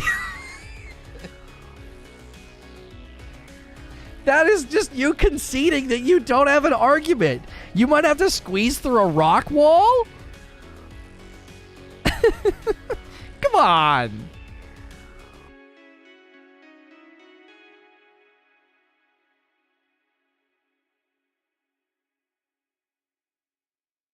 I'm not saying you're ignorant. I'm saying it's ignorant to act like engines aren't mutable. There are plenty of games, Alarian. You know this is true. There are plenty of games that they build in an engine that can be beautiful in next gen here and not so much down here. It's a spectrum of features. That's generally what next gen is it's a bunch of new features. Like, define what a next gen game is supposed to look like. It's supposed to be prettier, run better, and load better. I mean, that's basically the three things. Look better, run better, load better. That's basically it. $5 tip from Solid Snake. I just found this channel just now, and you, sir, speak too much truth. Subscribed. Well, thank you. Listen, if you're new, I promise you we all get along. I promise you we all get along. This is what we do. It's a daily video gaming news talk show. I keep it safe for work. We get passionate and disagree. It makes for great television. I'm here Monday through Friday, so make sure when you hit subscribe, set that bell button to all so you don't miss our shows. We have a great time. We cover New World, MMORPGs. We just covered Ashes of Creation yesterday. Just this morning we covered New World. We'll be covering Elden Ring, From Software games, playing through Sekiro. Lots of great stuff, so make sure you come back for that.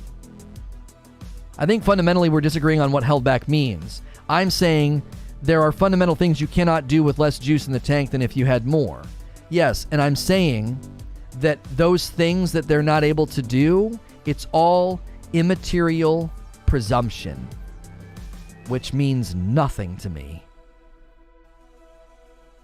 If you want to get all, down, I'm not you, Alarian, generically here. If people want to get all down in the mouth and pouty about like, this game's being held back, we believe in generations, they lied to us, PlayStation 4, it could be so much better. If you want to do that and rob yourself of like the height of enjoyment, like you're going to limit your enjoyment of the game because of some immaterial, presumed, nondescript, held back like version of the game that you think could have existed, you are wasting your emotion and energy in the most literal sense. That's just such a waste. Means nothing to you, that's completely fine. I take no issue with that. I think spending emotion on a presumed universe, especially, answer me this. The people that think the game's being held back, answer me this. They started building these games with the existing engines and assets right after their predecessors launched. We know this is true of God of War and Horizon. We know it's true, okay? According to your position, should they then have waited to start development cycles until the PS5 dev kits were in existence so they wouldn't hold the game back? That's the answer I want. Answer me that question. According to your premise and starting point, I believe it's logical to conclude then they should have waited until the PS5 dev kits were in circulation so they could have realized the game's full potential. Is that a fair conclusion to draw from your premise? I want to know. Am I being fair to your position? Because if I am, I got haymakers waiting for you. Do you think that that's a fair conclusion? According to your premise, they should have waited, right? They should have waited until the PS5 dev kits were out to fully realize the game's potential and all these cool things they could have done, right?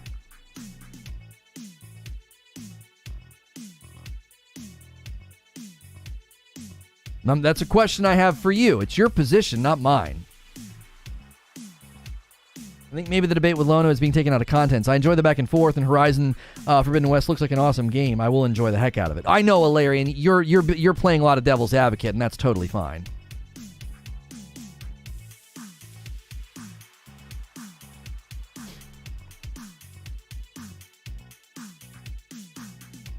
No, they should not have held it back unless they thought it was better for the image they have for their game and if it was financially feasible. I only say that for games pre-next-gen launch. Infamous Second Son started development before getting the PS4 dev kit. Next-gen games can start development before the dev kits arrive. So, what evidence do you have that Horizon Forbidden West is not next-gen and is being held back? Where's the evidence? You haven't provided me with any evidence. Where's the evidence that Second Son tapped into the... Do that for me then. Why was Second Son then considered next gen? There was a time where PS4 was next gen. So in that context and in that time frame, when Second Son launched, what about that game made it next gen? What do they do? Tell me. I am genuinely curious. Because I think what you're going to do is you're going to list a bunch of features. It loaded faster. It looked better. Better performance is prettier, better resolution. You're probably going to list a bunch of performance features. More than likely, that's what you're going to say. Was it a completely different game on the PS4?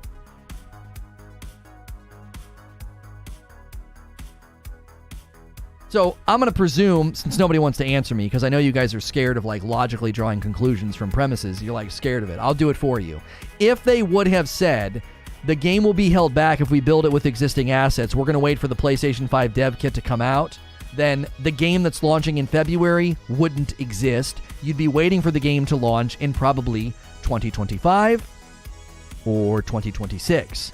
Therefore, the game launching in February wasn't held back because it wasn't the game that you're asking for. You're asking for a game that doesn't exist, a game where they would have waited for the PlayStation 5 dev kits, and they did not. Therefore, your statement is not applicable to the game launching in February. Nothing really. They scaled back the graphics and it ran on PlayStation 3 probably.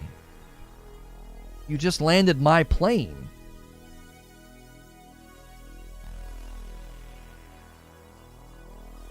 Infamous Second Son was next gen because it was not launched on the PlayStation 3. That's what people's thought process is. Yeah. It's so funny, too, because you know what's funny is if they would have launched Horizon Forbidden West on PlayStation 5 only, with the cinematic lighting, instantaneous load times, 3D audio, haptic feedback, and they wouldn't have launched it on PS4, we wouldn't be having this conversation. Why? You would have presumed that they built a game just for you and your system and that it wasn't held back. And you'd have no idea that it was just built on a bunch of existing assets and made prettier.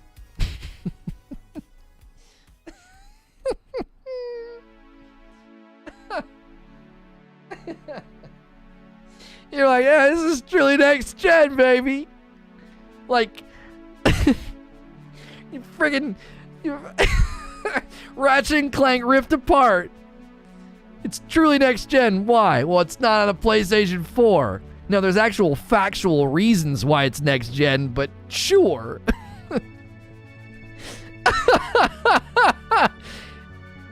The game looks amazing. It's beautiful. It's unprecedented instantaneous loads, 3D audio, and haptic feedback, and cinematic lighting in the game instead of just in the cutscenes, but it's loading on the PS4, so this thing surely didn't reach its full potential. The visionary founder of Epic Games said that hard drives are holding back the industry. However, he did not say hard drives. He said rusty rotating media. Right. I mean, SSDs and the data controller on the PlayStation 5 have created things that were thought impossible 5 years ago.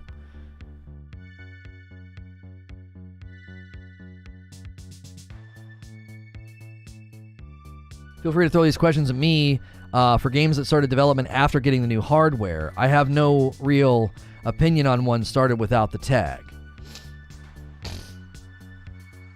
Devs use a lot of trickery to make a game run smoothly on specific hardware. We will never know if they decided to keep certain feature out because it wouldn't have run on the old consoles.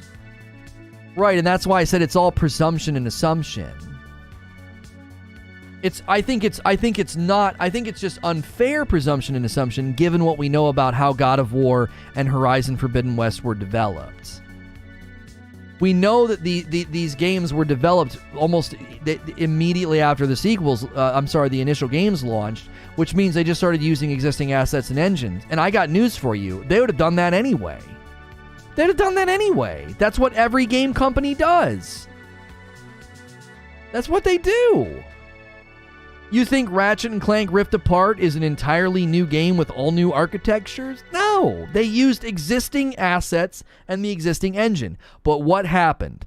Their vision for the game was literally, the entire story is built around two worlds, rifts through time, and none of that was going to work. The artistic representation of that story and that vision wasn't going to work on old gen. So what'd they do? They left it behind, right?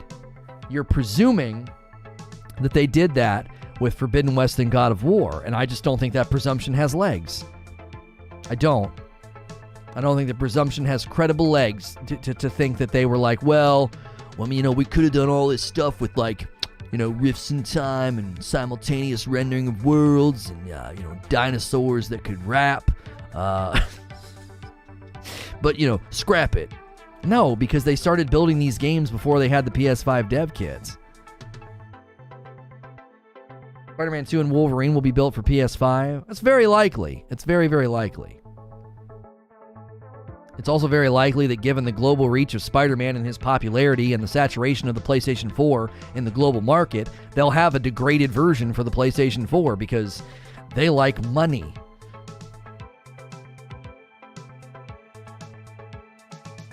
Rapping dinos. Oh, we sold coffee and I did not call it out. Hang on. A dark roast for Blueberry Puffin. That was earlier. I am so sorry. And then a Frickmas blend for Trisha. Thank you so much.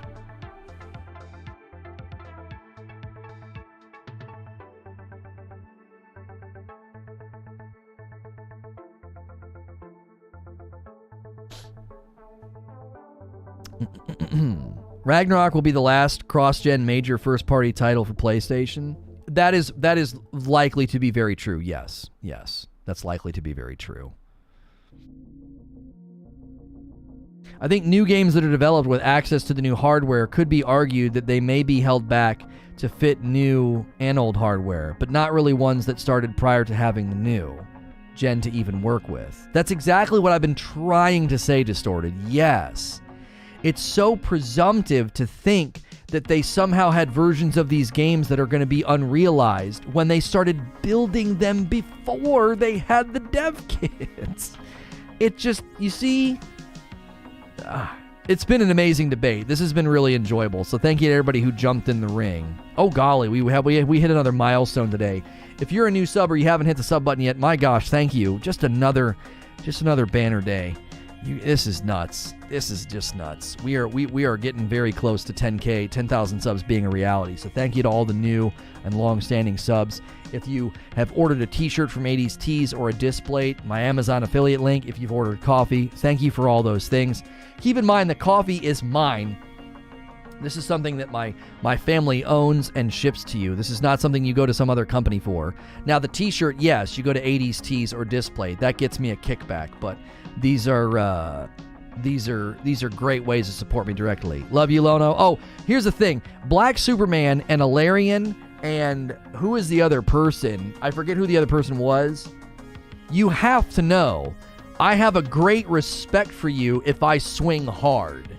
I know you can take it. I mean, your name's Black Superman, so, we know you can take it, but I know people can take it. That's why I get in that lane of like I'm taking swings. I watched a real quick summary of like Tyson's most famous boxing matches, and I was like, what an animal! Like in the kindest way I can say it, he was just an animal in the ring. Golly, what a threat! The way he navigated the inside was just merciless. Anyway. A ferryman, yeah. I only throw hard swings and passionate swings at people that I know have a chin, right? I know I'm punching Rocky Balboa. Like, I know you can take it. Like, you got a chin, and I know you'll keep coming back. So it's a sign of respect if I do that. So hopefully it's taken that way. As you guys continue to come back and you give me a great show, like the people in the audience are like, this is great. They're like eating popcorn or they're at work like typing away. They're like, this is great. They don't need to have dev kits to start making a next-gen only game. Them not having the dev kits when they started development is not proof of the game not being held back. Yeah, well, I think it is. I think it is. So, I think using existing engines and asset pieces is par for the course for game development. I think that's commonplace, and I think once they got the dev kits, they ramped up and did things that would make the game better and more cool and awesome and dope and all of that on the PlayStation 5. Therefore, my conclusion is I see no evidence the game of being held back. I don't. So. I heard my name and I looked up. Oh, we were talking about people that are worthy sparring partners. Yeah, Doomslayer was also debating me, and Doomslayer's still here. You know what I mean? All good. I'm just ready for Friday to see Lono rage on Sekiro. Oh, I love that you guys love that. I do, because, it's funny. This is going to sound so weird, but From Fridays have been oddly therapeutic, and let me explain why. When people accept you and accept your emotional state, that's like a really therapeutic thing, right? Like if somebody sort of accepts you in your sadness or your grief or your rage. And so the fact that I can rage and get salty and get taken to my boiling point, and you guys accept it. And you're like, this is great. This is good. You endure me. Does that make sense? That's like a really cool thing to experience as a person. For people to be like, no, yeah, we love you enough and think this is dope enough. We'll endure this. You get a little salty, a little, complainy and ragey, whatever. We like it.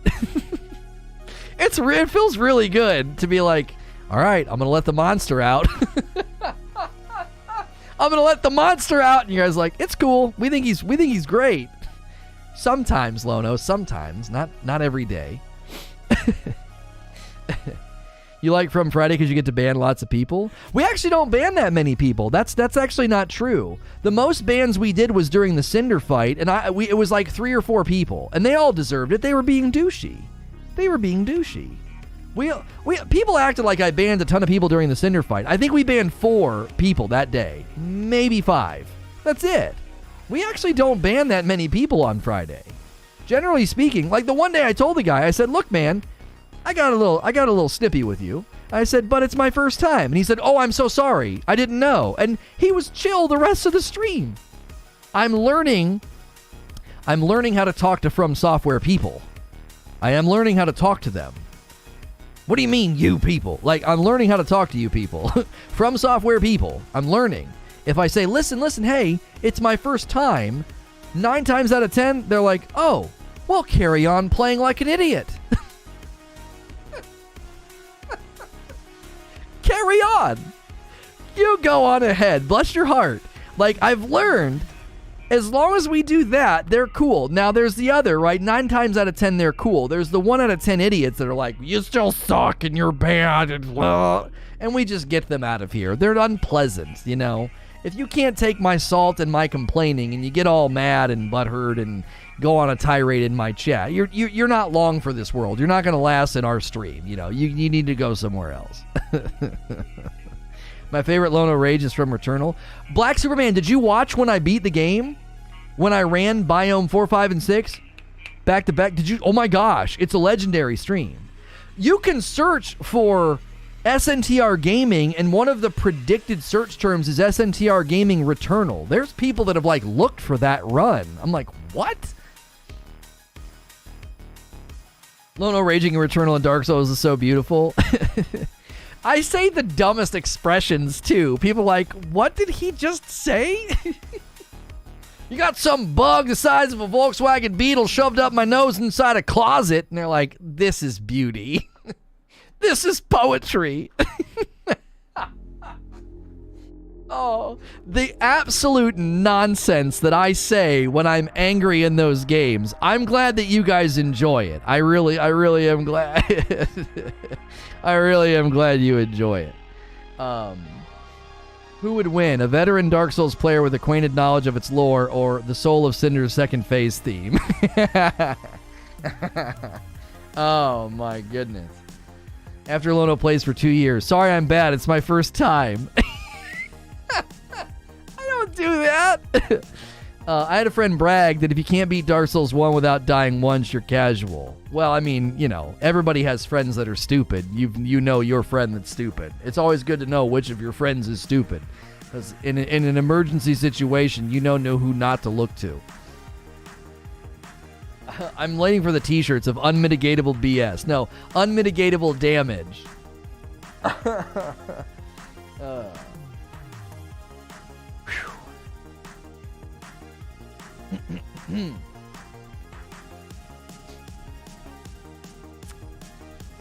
That was a great stream. It really was. It really was. I'm waiting for Lost Ark rage streams. Maybe. We did a lot of expeditions. We didn't do them all in New World, but they didn't really ever lead to any rage. They were good time. We had good time with those. We had a good time. You did beat the 8 pretty fast, though. Hey, listen. You guys can give me a lot of grief in From Software games, but I deserve some credit. I beat these bosses pretty dadgum fast. I am not a Dark Souls guy. I literally just did my first beat of Dark Souls 3 very recently. And even in that playthrough, I beat the bosses pretty dadgum fast. I deserve some credit. Give me a little bit of credit. I whooped these guys. I'm like, all right, you're done. We haven't had a play session yet where I've had to be like, yep, we're not beating them today, folks. No, it hadn't happened yet. Whether it was the Ape or Genichiro or Cinder or the twin brother, the Prince brothers in Dark Souls, I've whooped them all. Just no, you're dying in this play session. You're gonna die in this stream. I am dedicated.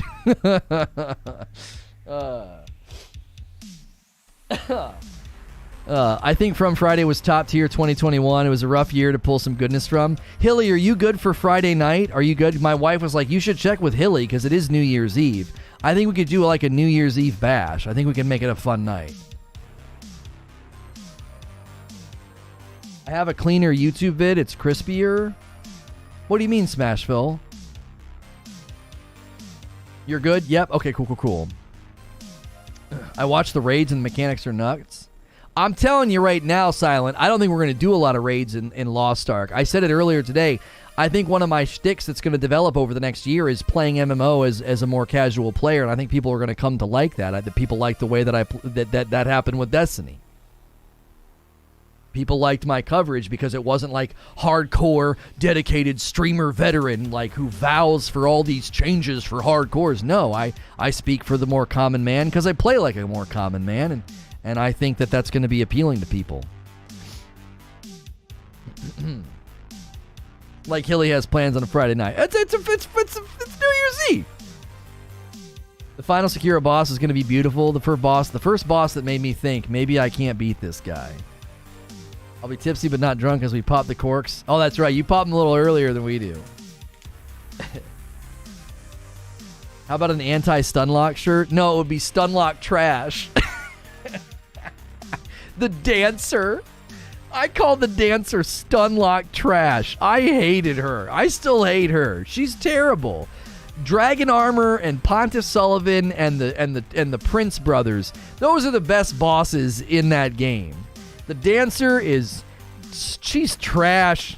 She is trash. Cinder's trash. Lono's gonna hate the last boss 4 phases. Well, now that I know that happens, Eugene, like I knew when I killed the monkey, I was like, he's gonna get back up. I'm not dumb. You can't trick me. You can't trick me anymore. You can't trick me anymore, dude. It's like, yeah, I killed the monkey. That was awfully easy. I literally almost beat him my first time with hit and run. I almost beat him on my first time hit and run. And I knew that wasn't it. I was like, this is too easy. This is too easy. Stunlock trash is better than literal... yeah.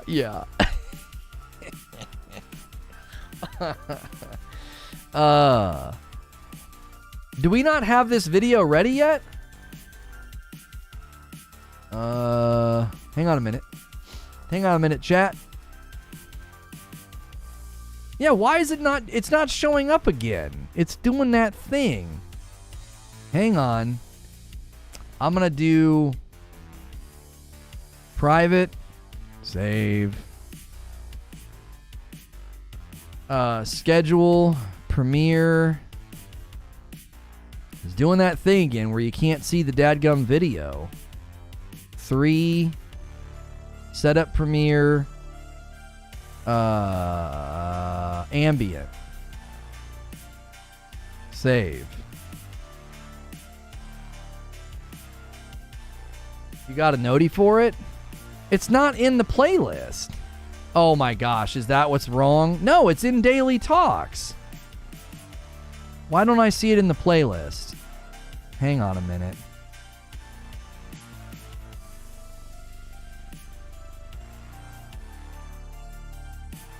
Sort by added.